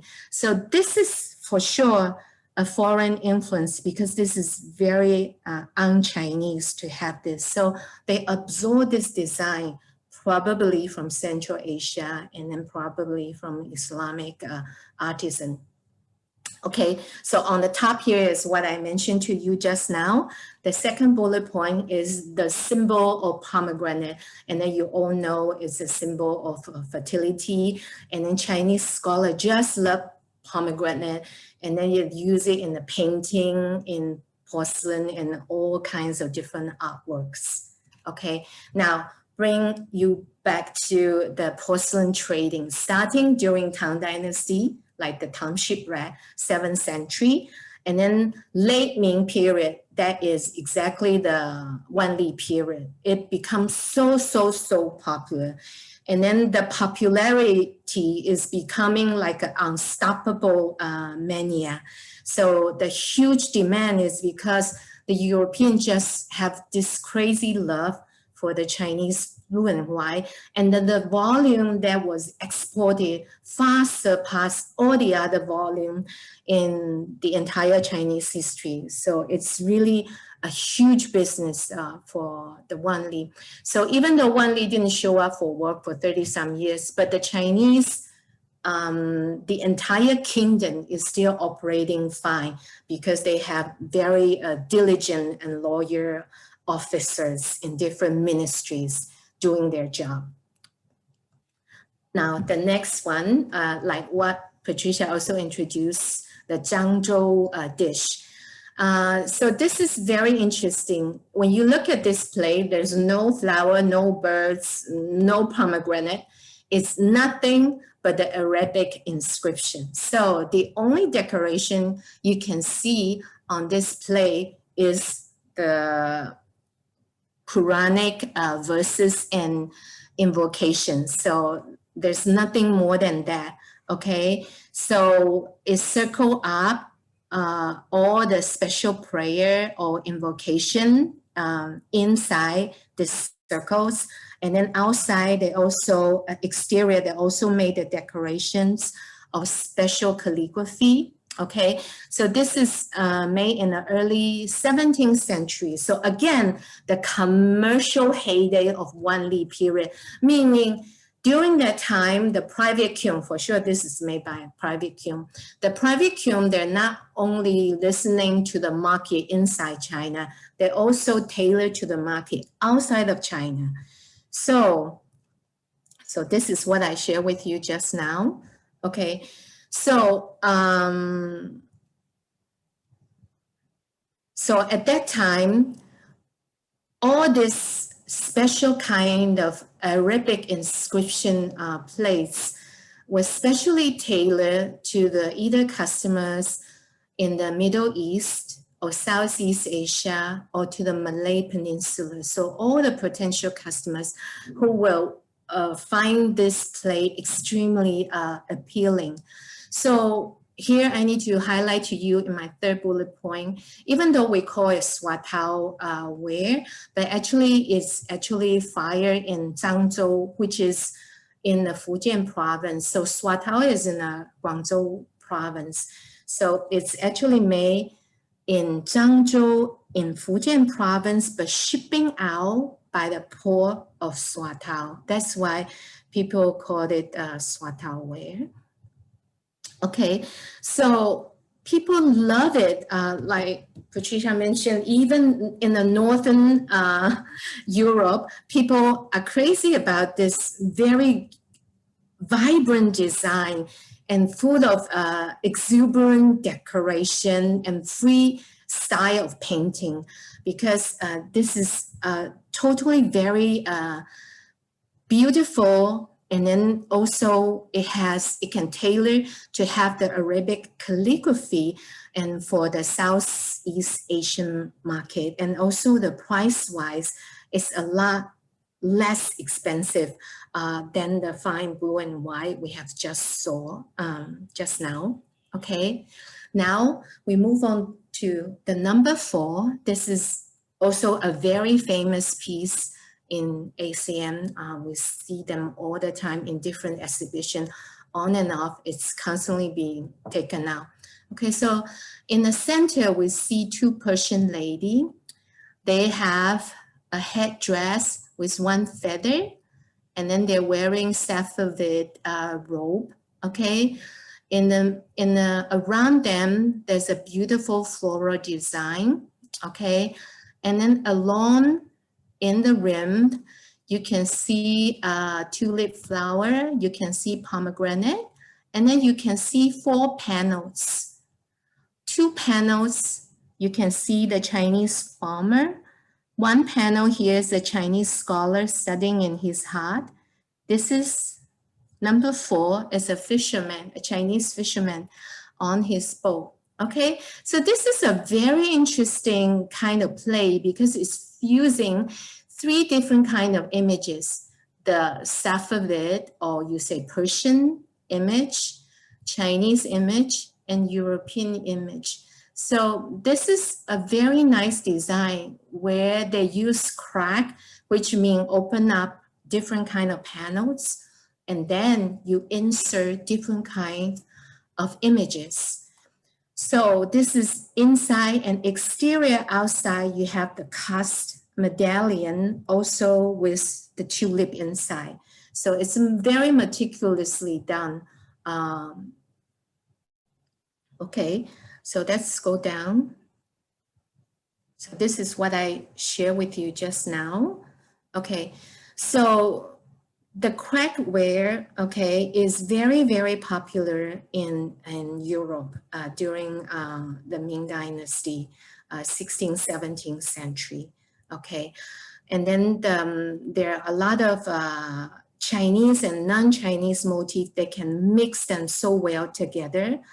And then because it's so popular, so it's widely accepted, not only for the nobles, higher class, but even for the middle class, not only in Europe, but also in Middle East. They have also become an export ware also for Japan, who export also a lot of crack ware. Okay, so let's move on to the number 5. It's also my 5 pig-shaped dishes. Okay, so this is 5 little dishes painted with underglaze cobalt blue. Okay, and then they use the light blue wash to color as the back, and then the hoops, and then the furs, and then the tails. Okay, and then you can see the way they're painting it. It's like it's done very like briskly. It's not into a lot of details. And if you look at the edge, like here, you can see a little bit crack, a little bit like unglazed area. So it's glazed, but glazed very, very lightly. Okay, so let's move on to my slide here. I want to introduce you to an idea. Okay, so just now I say the rim of the dish are rough and slightly chipped, but that is intentional. They want to have this effect because they want to create an appearance, what they call is mushikui, meaning it's moth eaten. So it's cracked slightly and gently along the edge. Okay, and then this fit well into the idea of wabi-sabi. It's a Japanese aesthetic concept. So it means it's a sense of beauty in the impermanent, the imperfect, and then the rustic sense of beauty. It derived from a respect and appreciation for what is passing, fragile, slightly broken, and modest. So wabi-sabi believe things are actually more beautiful when they have the marks of age, and then when they carry the individuality. Okay, so the trickle of glaze along the surface of a teacup, or else a rice bowl that was broken, however you beautifully repair it. So it's all fit into the concept of wabi-sabi. So this is a wabi-sabi dish. In Japanese, it's called kinzuki. Zuki means continue, okay? Kin meaning you use go to continue the usage of this bowl. So this is a very famous kind of art in Japanese. So using a wabi-sabi concept. And then also you look at this wooden bowl, soup bowl or rice bowl, see the edge is totally jagged, but it's the rustic feeling that they really like it very much. Following the concept of wabi-sabi. Okay, now, in addition to the wabi-sabi, now we move on to the Edo period. Okay, so during the Edo period, everything is flamboyant, okay? Everything is flashy. Okay, so when you look at this play, not knowing what it is for, but right now it says shaving. So what happened is you put your neck along the curve here. Okay, so the gentleman can put some water here and then they stop shaving, and then the water here, they can use it to rinse their face. So the Imari style is under glaze blue. So the blue color is originally there under the glaze. So after they put the glaze, they fire the entire porcelain and then they take it out. And then over the glaze, they start painting the peony and then all this beautiful floral decoration. Okay, so this is Imari style of play. And then you can see a lot of those. It's navy blue, rouge color. And then you can see the gold trace here, the gold trace. Okay, they have used a lot of gold. Japan, they have ample supply of gold to be used in their Imari ware. So what is Imari ware? Okay, so it was actually made in a kiln called Arita. Okay, so Arita kiln located in the northern part of Kyushu. Kyushu is in the south of Japan. It's made mainly for export. Okay, so Imari is actually the seaport that ship out all the Arita kilns porcelain. Okay, so they ship out first to Nagasaki, where the Dutch East India Company has the trading outpost there. Okay, so the Dutch traders would then ship those Imari ware to Europe. Okay, so in the West, I mean, in Europe mostly, whenever they see the multi-color enameled ware, they would call it Imari ware, okay? And sometimes in Japanese, they call it kinronde. Kinronde is underglaze blue. You use underglaze blue, you trace, you outline the design, And then you use overglaze red and gold to cover it with the beautiful color. Okay, so Arida kiln, they really can put a lot of designs on their imari ware. The reason is because they are very, very good in doing this because the Japanese has the rich tradition of paintings, like the Edo printing, the one that you're seeing right now, the woodblock painting, or you see all the kimono dress, the costume design. They're very good at doing this beautiful, exuberant color. So Japanese porcelain becomes so popular, especially during the time when Chinese export facing a disruption during the Hongwu Emperor, the very beginning of the Ming Dynasty. So the replacement is imari ware. And then again, thanks to the Dutch East India Company. So they ship all the way from Japan, large quantities to Europe. So imari ware was super popular from the second half of 17th century up to the first half of 18th century. Okay, so these are the imari ware that you can easily find right now if you go to Kyushu. Okay, so don't they look just like the kimono that courtesan wear? So it's just like die-hard, like costume design. Okay, so all the cobalt blue, they were underglazed with all the line showing the original design, and then they were overglazed and painted them so beautifully and so busy, and it's extremely tight.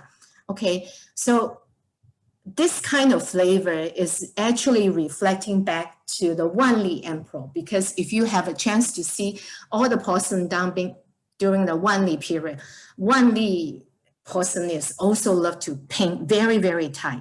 So that's why the Japanese imported, when they import from China, they also love the Wanli porcelain because to them, they're the same taste. Now, so Japanese or the Japan, the porter took over for about 100 years, second half of 17th century to the first half of 18th century. So after 100 years, finally, Chinese porter was able to get the permission from the Chinese emperor to go back to the export market. So hurry, Chinese porter need to find out what's highly in demand in the market. And then the number one they want to copy is imari ware. So imari ware copied by the Chinese porter. Ta-da, what you're seeing right now is a sugar caster copied by, they didn't say where, okay, but somewhere in China, a potter. They follow the imari style of navy blue, rouge, and trace of gold. Okay, so notice the navy blue is not very navy because, let me see, what century? Kangxi. Kangxi during that time, cobalt blue is running out, those that are very dark navy one. So during the Kangxi period, they're using the local blue, it's lighter color, okay? So, however, Chinese porter being very, very experienced because they have many hundred years of porcelain making. So they quickly pick up all the skill, and then very, very soon, in terms of the cost, in terms of turnaround time, in terms of quality of the clay, you can see the clay is actually very fine. And then you can see also the glaze is very thin and glistening nice. The somewhat not as good is the painting skill. They just don't have that imari flavor of painting, the very tight kind of painting. However, they still took over the business from the Japanese porter.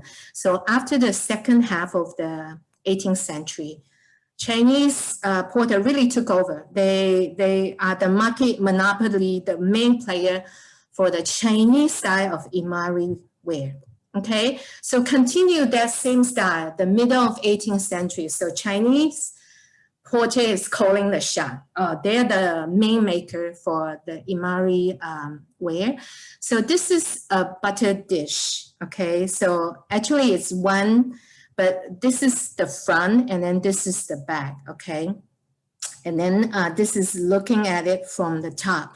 So you can see there's a mantis here and then the flower foliage, okay? Now, what kind of utensil this is for, okay? So again, remember the business, the buyer is actually, again, the Dutch East India Company. So no surprise, this is actually a Dutch wooden butter tub. And then they will use a cord to go through the loops and then tied it up, okay? I don't know how they hang it. I tried to Google it. I can't find out how in reality, how they put it in a house dinnerware somewhere. But I understand from curator, this is a loop where they use a cord to go through, and then so they can hang it. So 18th century throughout, this is very, very popular, the Imari style of butter dish, okay? And then also it's been copied by Delft in Netherlands and Meissen in Germany. So you know that Meissen, they didn't have a real genuine porcelain until 1707 by a gentleman by Johann Boger. Okay, so by the 18th century, Meissen is really very advanced in terms of making porcelain. So they can be a good competitor of Jingdezhen's porcelain. Okay, now, so not only Imari ware, remember the very beginning, I say the 16th to 18th century, the blue and white, the China mania. So blue and white is also ware sought after, okay? So during the first half of 18th century, maybe the French porter in Rouen, they haven't figured out how to make porcelain yet. So this is actually an earthenware. So, and this is an earthenware. It's called soft paste fried porcelain. So this is a blue and white, but it's an imitation. Actually, it's an earthenware. So the design is like fusion, okay, like somewhat Western design in terms of the floral design. And then again, we see this leopard kind of thing is somewhat Chinese, and this a little bit like also a lotus petal too. Okay. So this is another blue and white sugar caster made by the French porter, imitating Chinese blue and white, but it's an earthenware. Now, this is a different porter from Derby, England. They try to imitate the very popular Imari style. But you look at this kidney shape or heart shape plate, okay? This Imari style, in terms of the color, I would say is after a fashion, is not as good. However, it captured the spirit. It tried to use the rouge color, the navy blue, the cobalt blue as the underglaze, and then they paint, I think this is Prussian blue color, and then they have the gold trace. However, the color tone is so much lighter than a genuine Imari ware. Okay, so they did not stop. Start using the Japanese Imari style until 1770. So it's a latecomer who's trying to learn the Imari ware, who is so popular in Europe, creating a big sensation among all the markets in Europe. Now, in addition to Imari ware, now I want to share with you another style of Japanese porcelain. We call it kakiemon. Kakiemon in ACM collection, we have two dishes, okay? This is the first one. It's actually made in Japan. Again, I believe it's made in Arita, okay? Because Kakeyemon is Daiha Arida product, okay? So in late 17th century, so the plate itself is not big, it's only 24 centimeter, okay? Now, so what is a Kakeyemon dish, okay? So this is a good example of Kakeyemon porcelain, a flower vase, okay?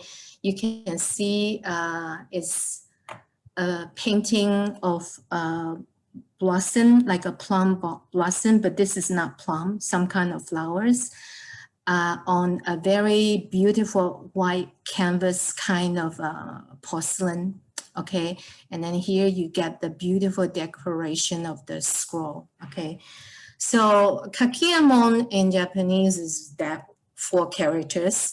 It's white porcelain, okay, with overglazed painting, okay? This is also made in the famous Arida kiln, okay, and didn't happen until the mid 17th century. So you need to know in Japan, they did not have porcelain, not until 16th century, because they only discovered kaolin clay very close to Arida kiln in 16th century. So before 16th century, they don't have porcelain. So Kakeyemon was first created in the mid 17th century. So it's highly prized, and then people are also very, very, especially the European customer, are very, very fond of it and try to imitate it. So all the impressionists, they also try to imitate Kakeyemon porcelain. Now, so the decoration is very, very high quality, and then they like to do painting that is not in symmetric design, but well balanced, okay? And then they like to emphasize, they do this beautiful, refined, elegant painting on this white piece of porcelain. They call it nigoshi. Okay, so if you read the first 3 words, nigoshi actually is a local Kyushu dialect. Nigoshi meaning it's the water after you wash the rice. So that watercolor is kind of milky, creamy white. So it's not 100% pure white, but got a little bit creamy touch of it. So this is the nigoshi that they emphasize in all of their porcelain, and then they create this beautiful asymmetric but well-balanced design, okay? So they paint all kinds of flowers, chrysanthemum. They also paint what we have in AC and have been aware of Shima Guang, who's saving his friend who got drowned in a fish tank. Okay, so this is a very, very popular motif in the Japanese Kakeyemon play. So this is a copycat because it's so popular, Kakeyemon dishes in Europe. So it was widely circulated and sold to Europe.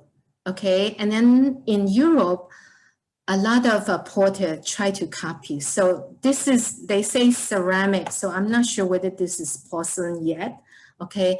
But you can see this is made in Vienna, Austria, meaning the porter in Austria is trying to copy a Kakeyemon dish that is a very famous motif of Sima Guang trying to save his friend who accidentally fall into a fish tank and trying to save him.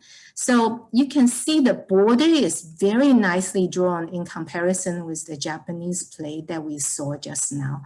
However, the facial expression, because I think Austrian maybe not too familiar with the look of Chinese character, so the face is not good. And then this bamboo leaves are extremely horrible, I must say. Okay, so this is kakemo dish. Okay, now let's move on to this very famous horse. Patricia and I have a very interesting discussion. We're really curious what this very beautiful porcelain horse made in Jingdezhen is for. Okay, so if you take a closer look of this porcelain horse, it's very, very nicely carved out. You can see the mane so one by one so clearly, and then the mane, and then the muscle of the horse leg. Everything is so nicely done, okay? And then the brass is made in Europe. And then this horse is sitting on a green grass. And then you see this lacquer teacup. Okay, so they face each other upside down so they can match rim by rim along the edge here. And then you have the gilded circle here with hole poke in the middle so the incense smoke can come out. And then on the top, you have the coral. So this is something to create for the fancy of the European collector. They assemble different items from different civilization and then put them together for their own fun taste. So just now I asked you the question, what this porcelain horse is for.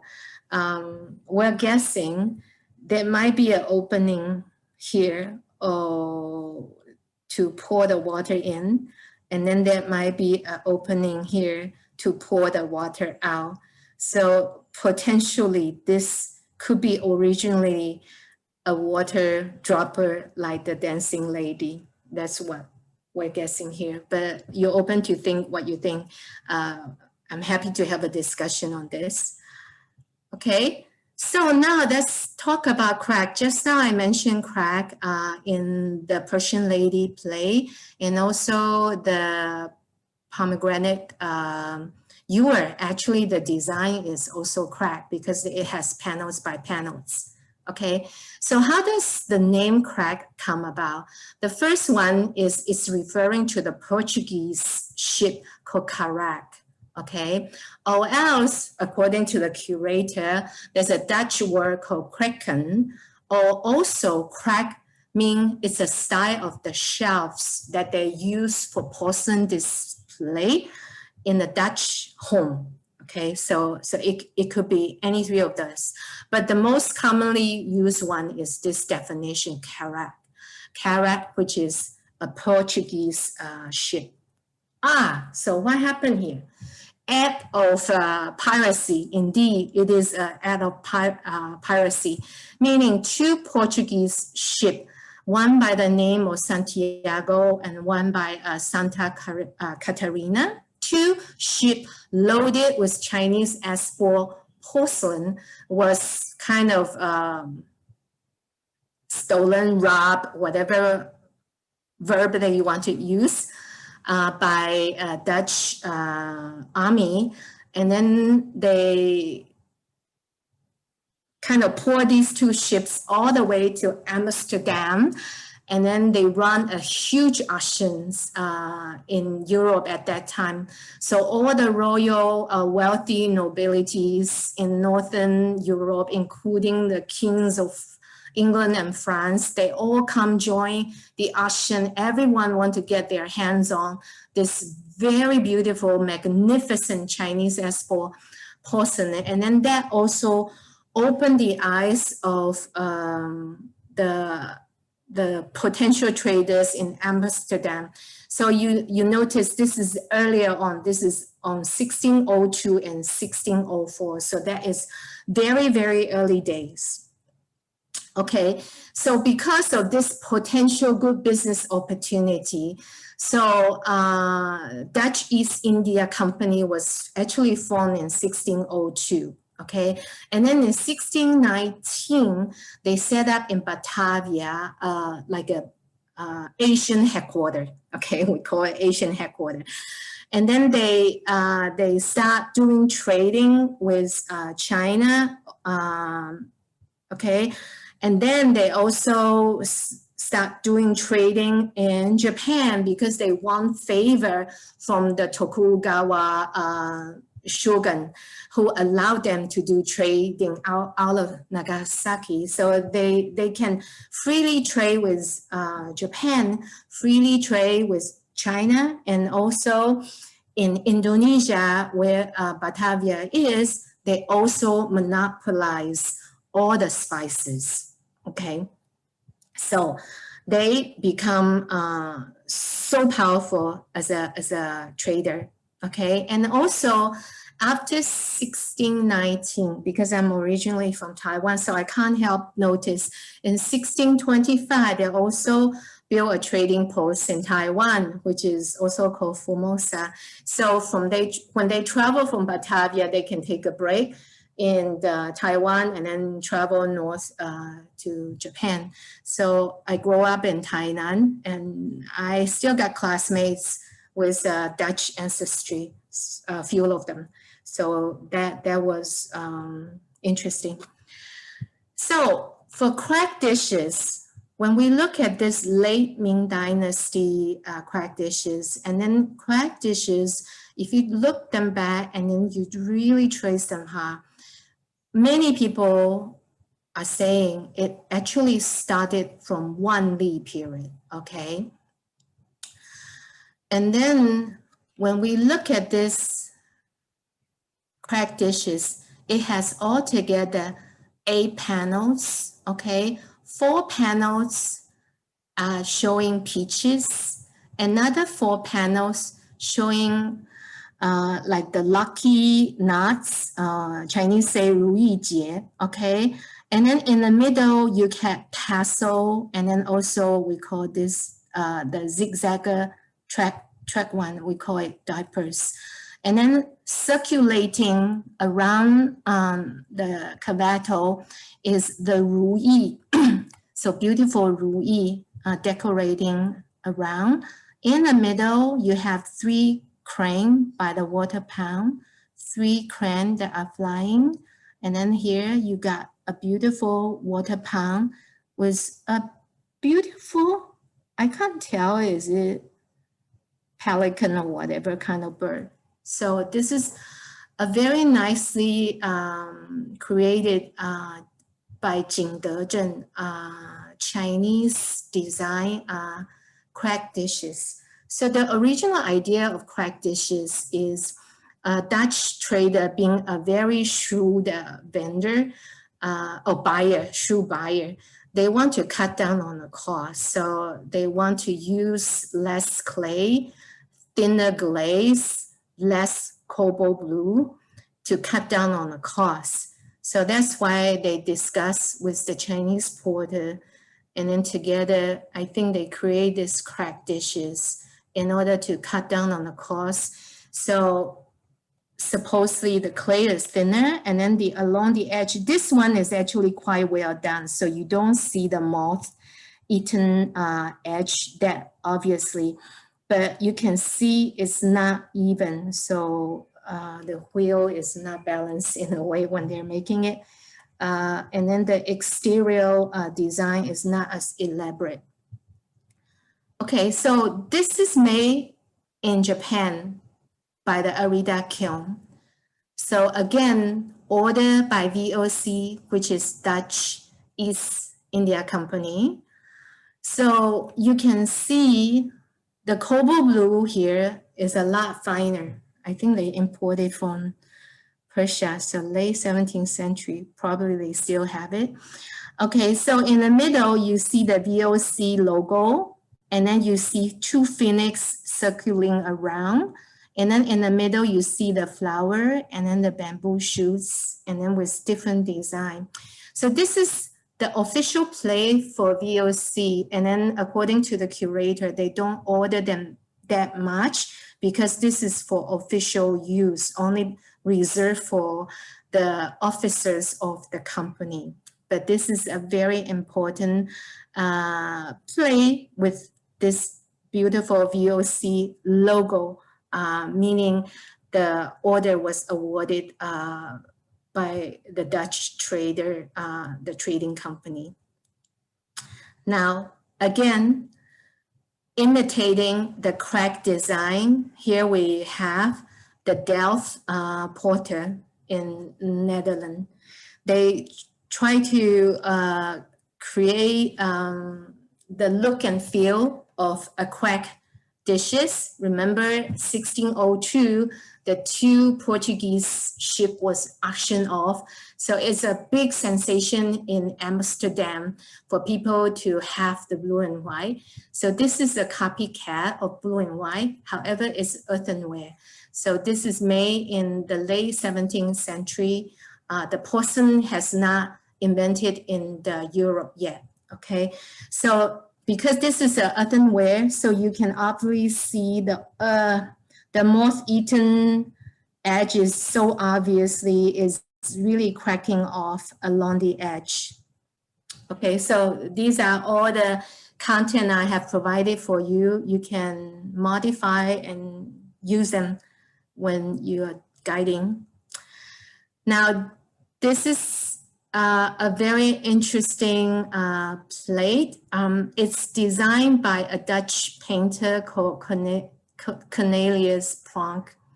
He's very popular in Netherlands. Okay, his dishes were widely used.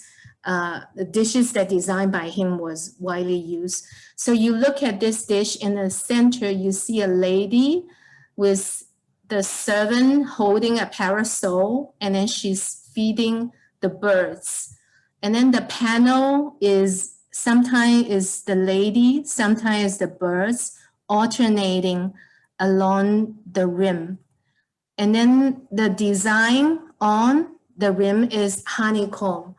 If you look at that closely, this is a very, very heavy use of cobalt blue.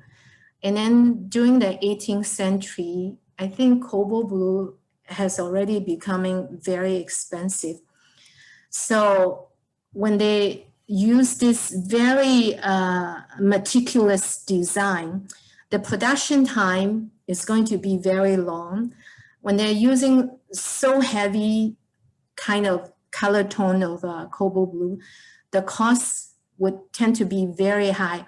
So that's why this plate discontinued around 1741, because I think either they stopped making it because it's too lengthy a production process, and secondly, when they ship them back to Amsterdam, maybe the price is too high for anyone that can afford it.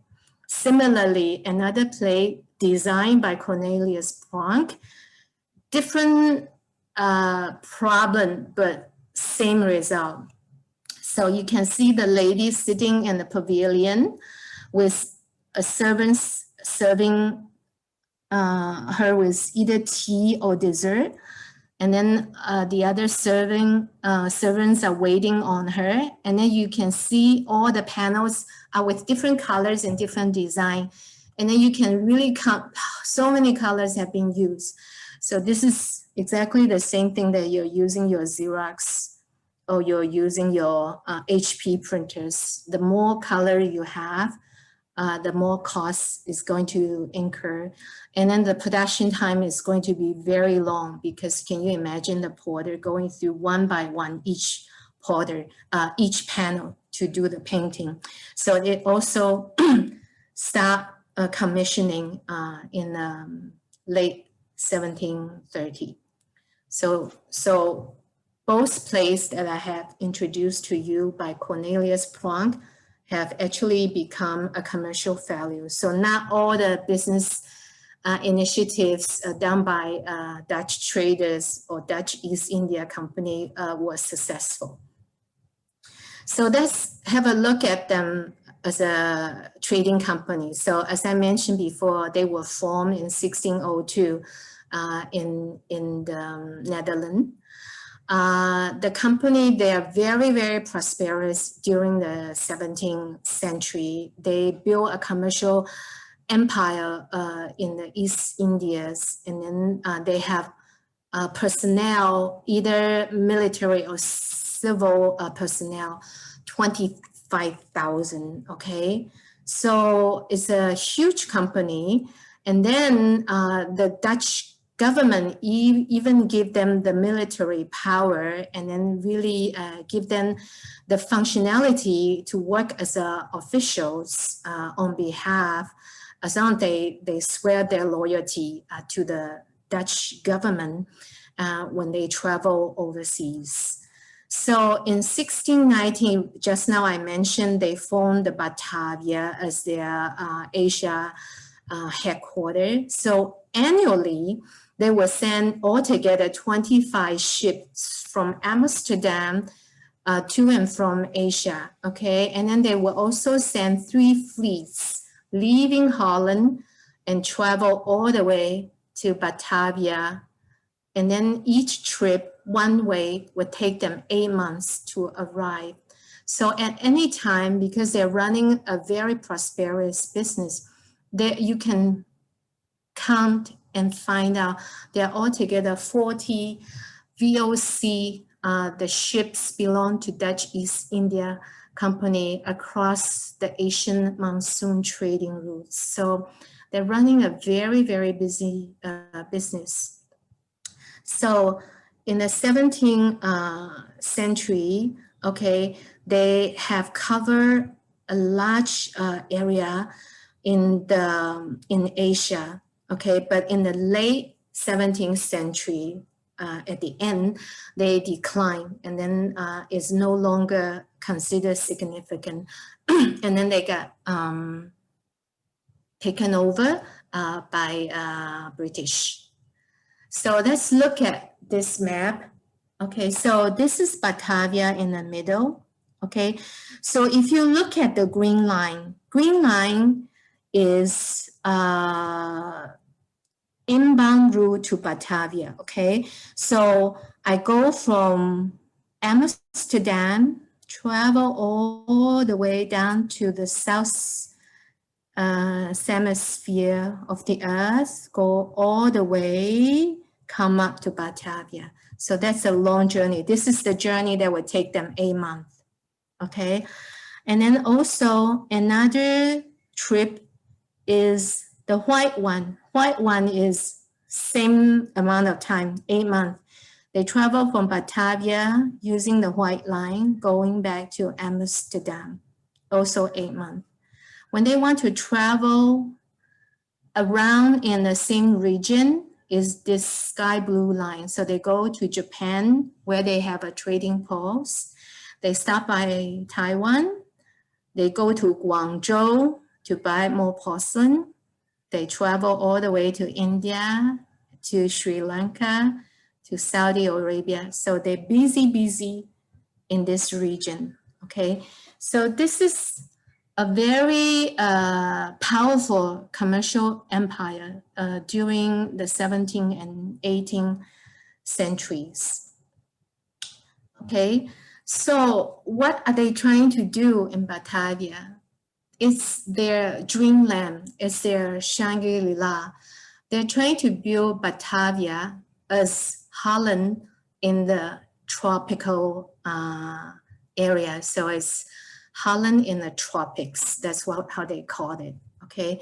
So this is a city map, the planning of the city map of Batavia at that time. So you see how squarish they are. They really divide up the zone really carefully. So now I want to move to the next slide so you can see it better in the larger format. So each district is lived by a different race. So they really divide up the zone very carefully, and then almost the equal size. The interesting thing is in between each zone, there's a canal that is dividing them. But what I want to share with you is between each district, divided by canal, but that canal usually do not have a bridge to connect the two districts. So they are actually widely segregated. So that is very strange. So even though they live together zone by zone, but they don't communicate it that easily unless they go by boat because there's no ship. Okay, and then so they designed the city entirely to make it free and easy as if they're still living in Amsterdam. But the thing is, it's not working out well, especially in the late 17th centuries. That is because all the canal with all the sands accumulating, very soon, they also got the volcano coming down with all the lava. So the canal got kind of choked up. So whenever it rained heavily, they tend to have flood. And also the land here is low rise and marshy land. So it got flooded easily. And also it's very smelly. It's in a tropical area. And then all the household discharge water or whatever got dumped into the water. And then also the bottom of the canal, if they don't dredge them to clean up the bottom, it accumulating with very bad smell. And then I was told in the outskirts here, they have some fish pond here. Maybe they were raising fish. So it's like a fish hatchery. And then it has a lot of mosquitoes.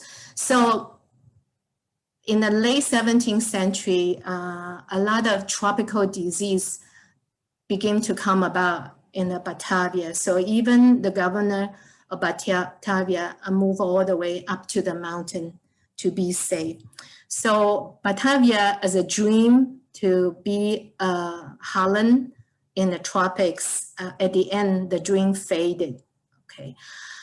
So let's look at the artifact in this area. The first one is this very lovely and beautiful Dutch wall clock.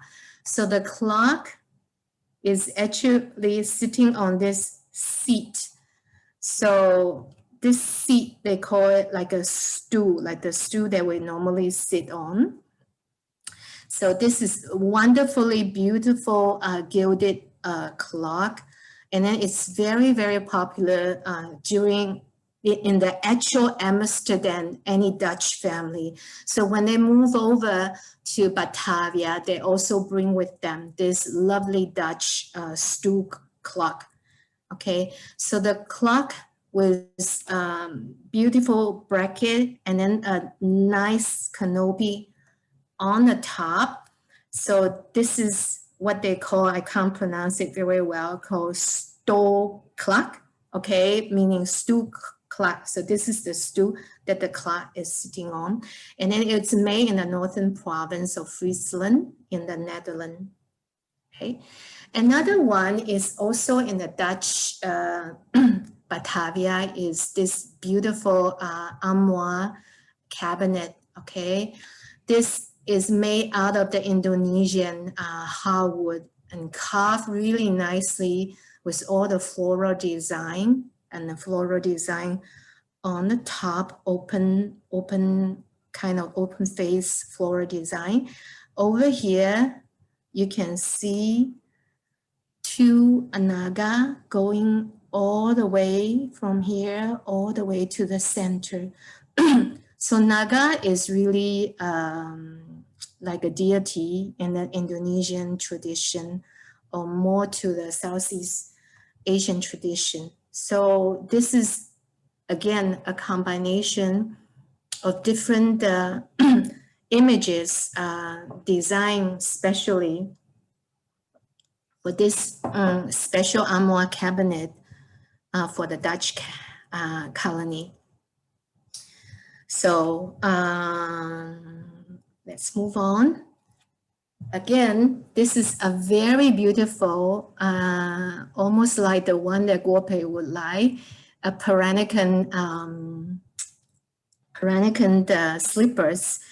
It doesn't have the small beads that we normally see.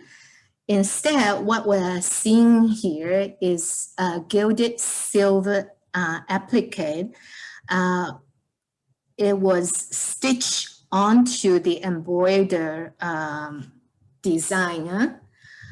So this is a very beautifully, elaborately made, almost extravagant because it used all the genuine silver. You can see the silver here, and then the gold thread. So this is specially made for the wedding. And then in the middle, you can see the company logo. The manufacturer is called Bincam BKT Batavia. So this is the maker, the manufacturer of these beautiful slippers. But even though this is Chinese style, but during the Batavia time, at that time, everyone is wearing it. So this type of slippers are not just limited for the Chinese consumer. It's like all the people in that area belonging to the East India would love to wear this special kind of slippers, especially during a wedding. So this is like a cross-cultural kind of connectivity between different cultures during that time. Another very, very interesting wedding procession. So you can see, firstly, this is the bridegroom. And then because a symbol of noble, you can see the parasol here, hold on by the attendants to the bridegroom. And then you can see the bride is sitting inside the palanquin. Okay, so she's right here. And then with all her maids surrounding her. And then you can see over here by the bride's side, you can see all the dowries like teapot, or this is a special kind of vessel, whatever, a special kind of slippers, okay, as a dowry. And then you can see the musician playing all the music here, and then here the attendants to the bride. So this is a very, very lovely wedding procession made out of very beautifully made clay paint pigment, and also the wire to make all the different rods here. Okay, so this is probably portray the Javanese wedding procession, mostly in Batavia and Surabaya. And also very, very possibly, this is made especially for the trade exhibition in Holland during that time, because people maybe cannot travel, but they would love to see what kind of wedding procession they have in Indonesia, especially when Indonesia is part of their kind of colony at that time. So they are very curious. Okay, now we move from the Indonesia back to Guangzhou, the south of China. The silver trading in Guangzhou at that time started from 18th century. They were intended not for domestic consumption. They mainly 100% for trading externally to Europe and America. The high quality decorated by the Chinese silverman who's very, very skilled. And then they would do all the teacups, teapots, trophies, or plates, everything you name it. So they at first use all the Western styles, but later on they will also mingle some Chinese motif. And then later on they become very ornate and elaborate in their silverware design. So the silver trading, especially with those utensils, the hub is actually in Guangzhou, in the Guangdong province. And later on, Hong Kong and Shanghai are also into the game. Okay, but just remember, Canton, especially Guangzhou, is at that time, especially by Qianlong Emperor, is the exclusive center for foreign trading. That's why a lot of silversmiths, especially the best one, they always tend to base in Guangzhou for easy trading with the foreign trader, and the exchange of idea of designs. So China during that time has a huge surplus of silver coming from the foreign trade. So they only take silver whenever they sell the porcelain or sell the silver. They sell the silk, porcelain, or tea or lacquerware. They only take silver. So they have huge surplus of silver. And then they have good low-cost skilled workmen that can really create this booming business. They have all the conditions favorable to build this business. So it becomes highly profitable and then highly prosperous during the 19th and 20th century. So the very first item that I want to introduce you is this silver coffee pot. Okay, so very beautifully you see this open face veneer, the floral design, and then over here is almost like a filigree kind of design on the cap, and then the lid of the cap is with lobe, so the lobe design. And then along the neck here, the curators say it's fret key design, meaning it's a zigzag design along the neck. And then going down to the body is panel by panel with different designs. So this is flora, and then this looks like a scholar got a visitor coming.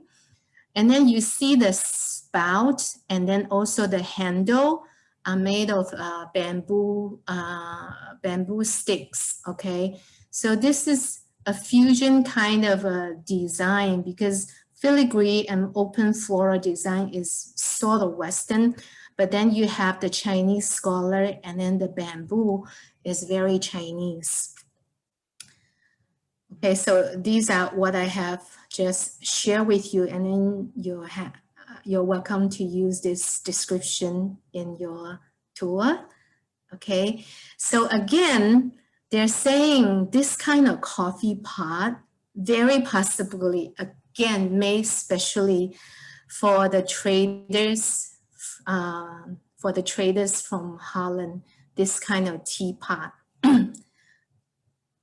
So the Dutch East India Company, they're very busy and trading in China, and then they're limited to trade only in Guangzhou because they are not legitimate yet. So they kind of park their ship in the outside of the sea harbor of Guangzhou, and then they row a small boat and then go into Guangzhou and then find a broker that can take their orders. So it's like semi-smuggling because they haven't get the official approval by the Chinese government at that time to trade in China at first, okay? And then the other artifact that I want to share with you is this rose water sprinklers. This is specially tailored for the market in the Middle East or Southeast Asia, especially to the Islamic clienteles. Okay, so this rose water sprinklers, so this is bulbous body, and then with the stern, with the floral, and then this is very beautiful acanthus leaves design, and then the spiral design, and then spiral design. So rose water, they're normally used for people to sprinkle, to cool down, to refresh, and then sometimes use as a perfume. Sometimes you use it to welcome your guests or to scent to your clothes, especially during the religious ceremony, or you do it during the festivals, okay? And then it's a symbol of your social status, and then meaning you're very wealthy, so you can afford it. So it's origin is in the Persia, where the rose water was sprinkled to invoke rain and prevent famine. So they were mainly, as I mentioned before, export to the Islamic market, and then they also use as a decoration for the Western aristocracy. They don't use it, however, they like to have that as a keepsake to show their status. Okay. So Guangzhou, very importantly, not only as a very important silver trading hub, Guangzhou is also the hub of the global porcelain. So notice this is not regional porcelain trading. This is really the global porcelain trading. So this is Guangzhou in the map, you can see. And then around Guangzhou, first you see Swatao, and then the Zhangzhou Kyong is in the Fujian province. Zhangzhou Kyong will finish the porcelain and maybe ship to Swatao and then ship it out. Or they would, Zhangzhou porcelain might also go to Guangzhou to ship it out. So either way, depends on the buyer's decision. And also to the north of the Guangdong province, you see this is the global porcelain capital of Jingdezhen. And then Jizhou is famous for the dark porcelain, okay? And then you see the Dehua Kiln, you see the Jian Kiln, and then you see the Longquan Kiln. So all these kilns, especially they can either go Longquan, go through the river, go through Jingdezhen, travel south, crawling the mountain here, going down to Guangzhou. That's a very famous transportation route. Okay, so this route is a very famous route starting from Ming Dynasty. In total, is 1,400 kilometers from Jingdezhen, travel through the river, climbing up the mountain and going down another river, go through another river, go to Guangzhou. Okay, so this is in the 17th and 18th century, the boom day of the porcelain trading.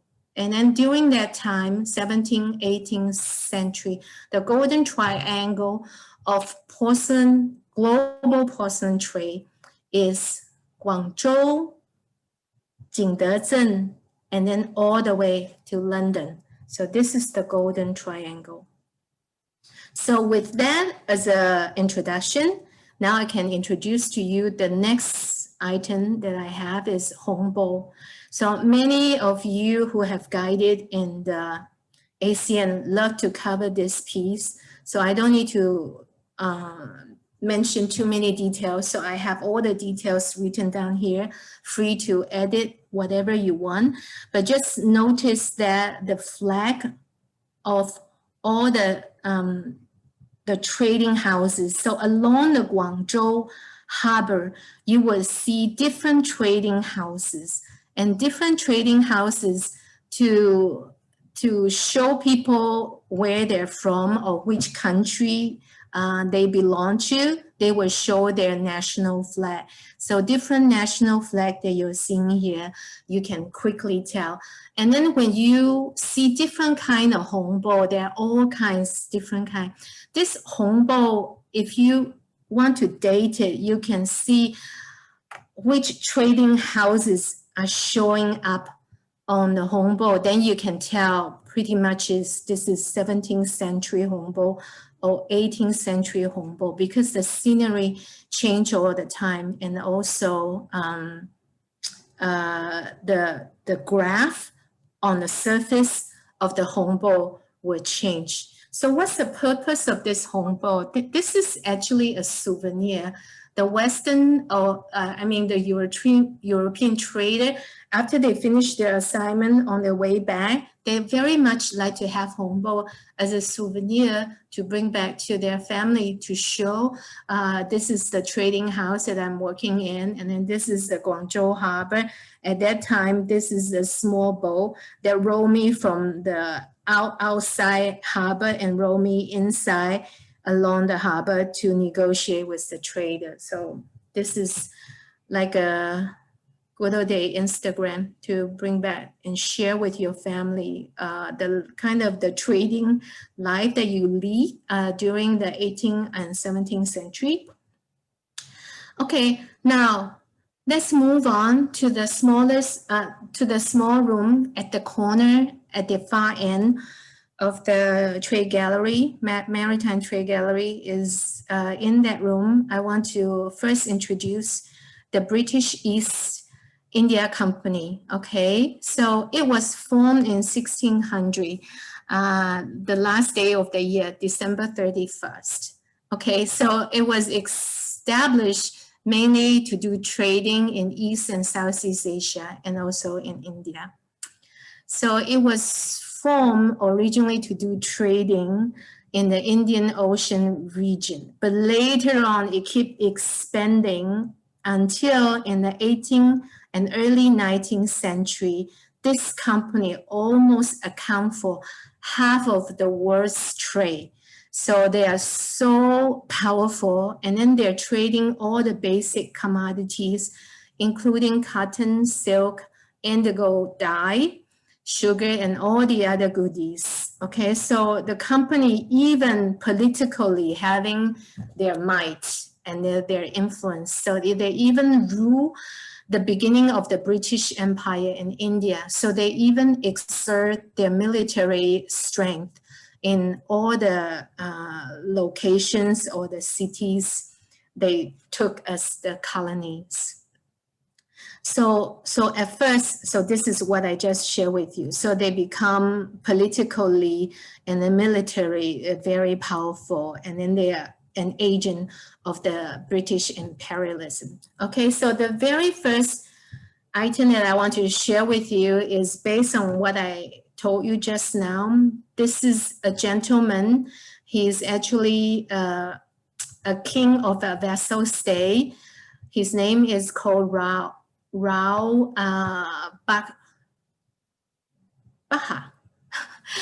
Baha Sin. Okay, so Mr. Sin. Okay, now he's actually negotiating. So this is him. Okay, so Mr. Sin is sitting here at the end of the table.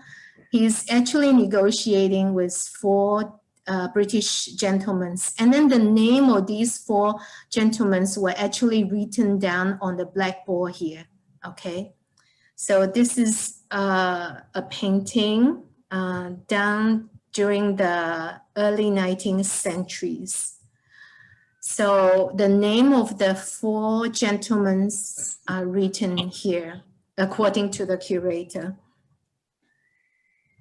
Okay, so what is Mr. Singh's role? He is really interesting to become a chief negotiator or go-betweener between British and other European visitors to the imperial court at that time, because he is actually a ruler of Udaipur.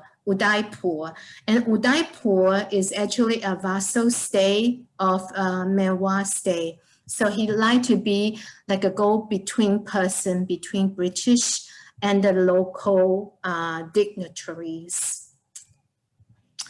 Okay, we're almost at the end.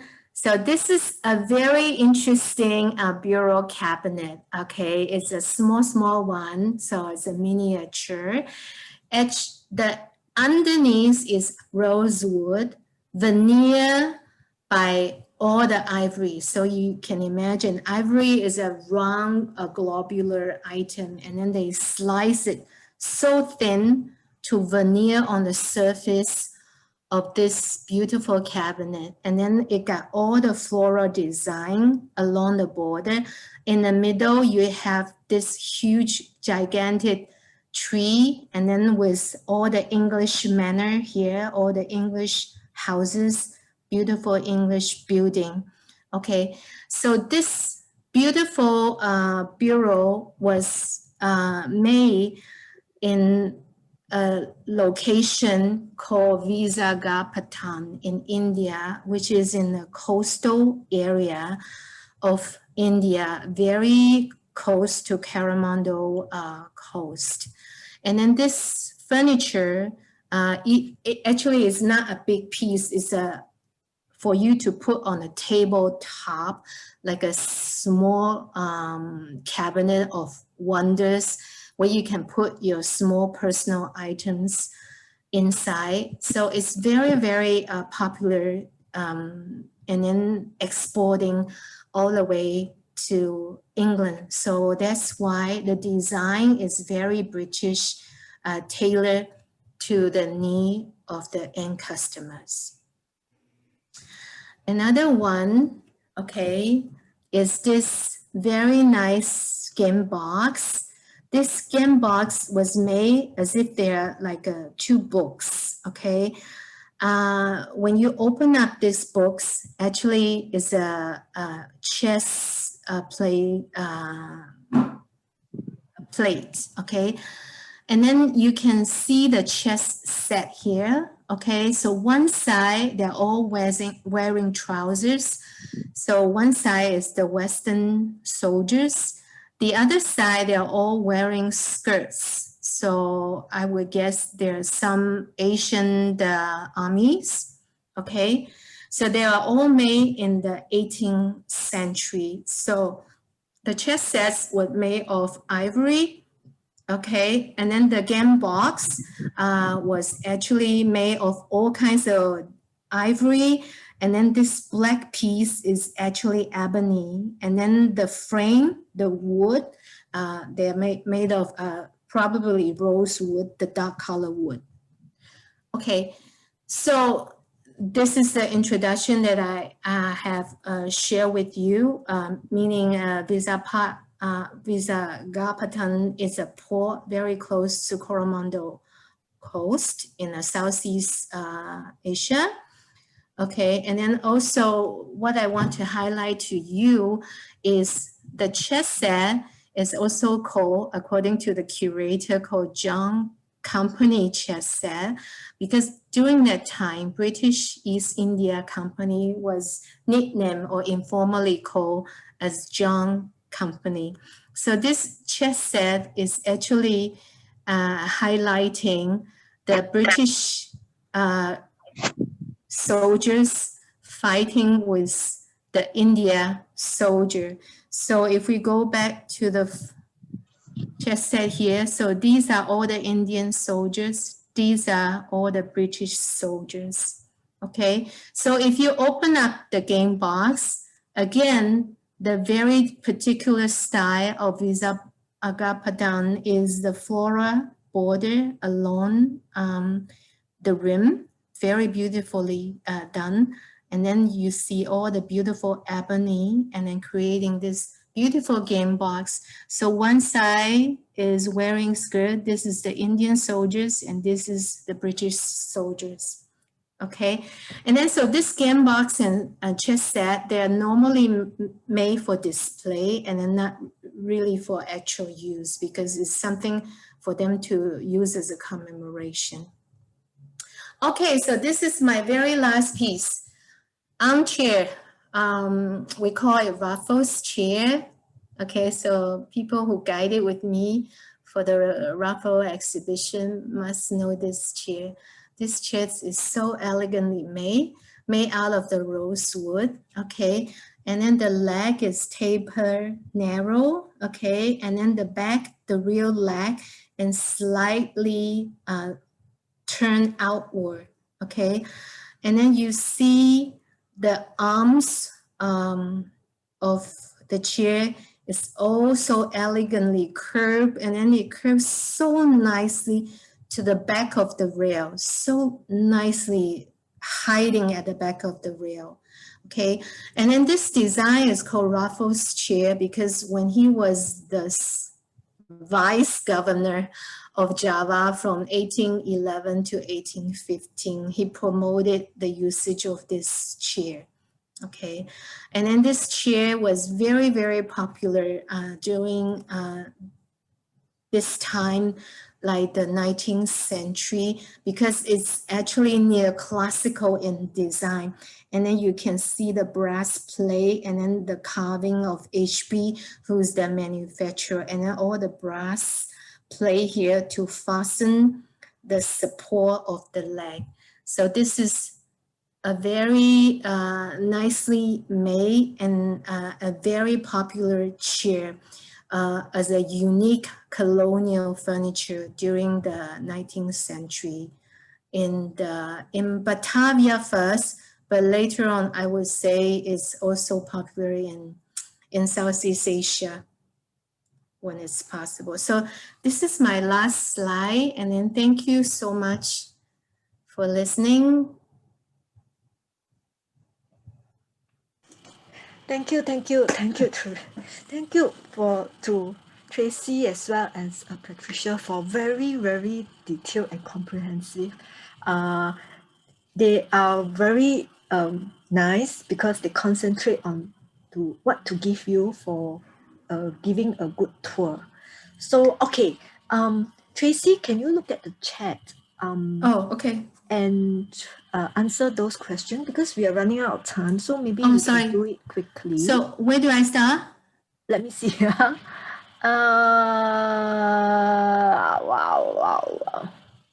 Yeah, so the last one is fish, right? The last one for Patricia is fish. And move backwards. I think we need to start from what? Okay. Bowie. Okay, 402. 402. Oh my gosh, 402. Yeah.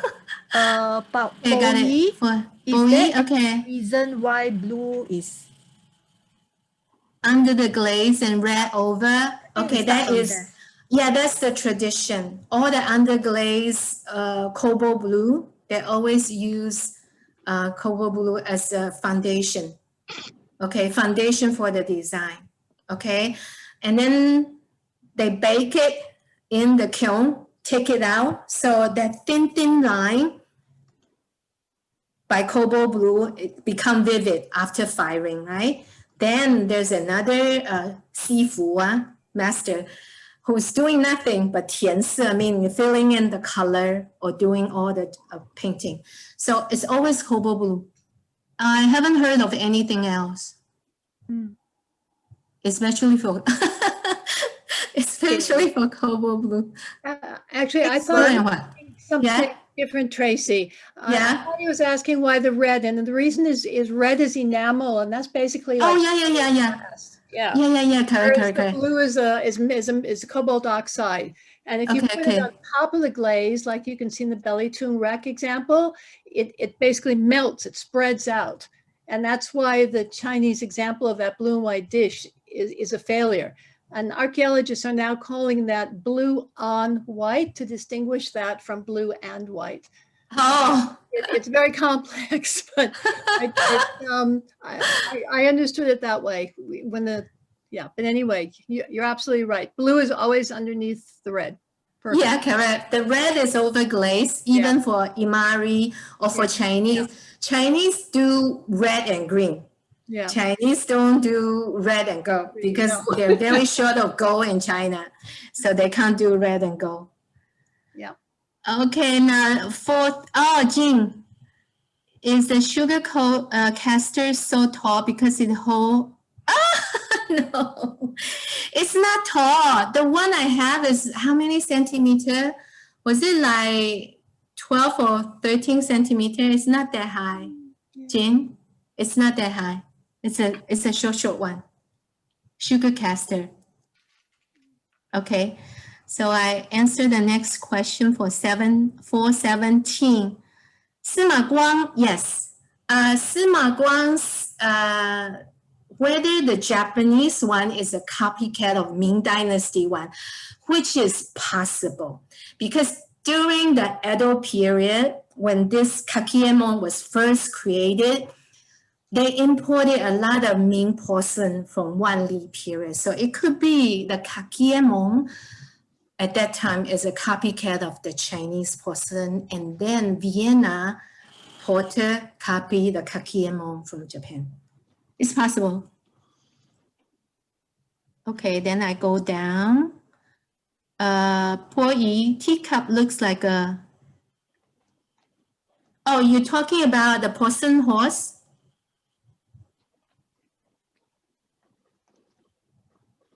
Po Yi? Yes, yeah, the one with the horse and the Oh yeah, brown that's a teacup. genuine teacup.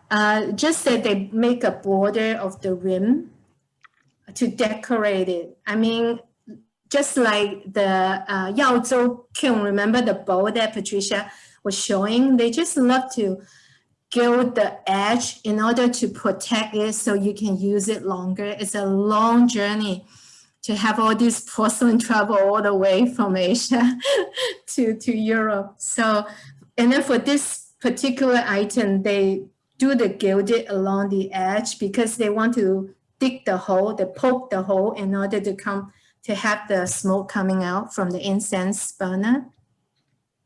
Okay. Okay, let's move on. Next question. Okay. Sheila. Shayla, sorry. Shayla said, the dragon design on some of the blue and white ceramic show different number of claws. Would the number of claws indicate? Okay, so there are all kinds of definition by different ceramic expert in China, quote unquote, in China. Even for curator in Beijing Palace Museum. Some claim 3 or 4 claws, 4 or 5 claws, doesn't mean a thing. But we have been taught in ACM all the time by curator. 5 claws is only for the emperor, 4 for the prince, and then 3 is for the local dignities, okay? So that is the general traditions, but all the time you will see exception. But the dragon for the Tang Dynasty, whether they go for the claw things, that I'm not sure, okay? But for Ming Dynasty, I can tell you the look and feel of the dragon really reflect on the might of the emperor. So if you look at the dragon of the Hongwu and then Yongle emperor, the dragon is very fierce and ferocious. But if you look at the dragon of Wanli, look really like a wimp, okay, very different. So that is they call it a Long Wen, dragon print, okay, because it reflects the atmosphere and then the power of the emperor. For Tang Dynasty, let me do a little bit research. And then for Song Dynasty, throughout the entire Song Dynasty, I think only the first emperor and second emperor are powerful. The rest, they are all troublemakers. So I think... I think we have a lot more questions. Can I just take screenshot and then we let Tracy answer?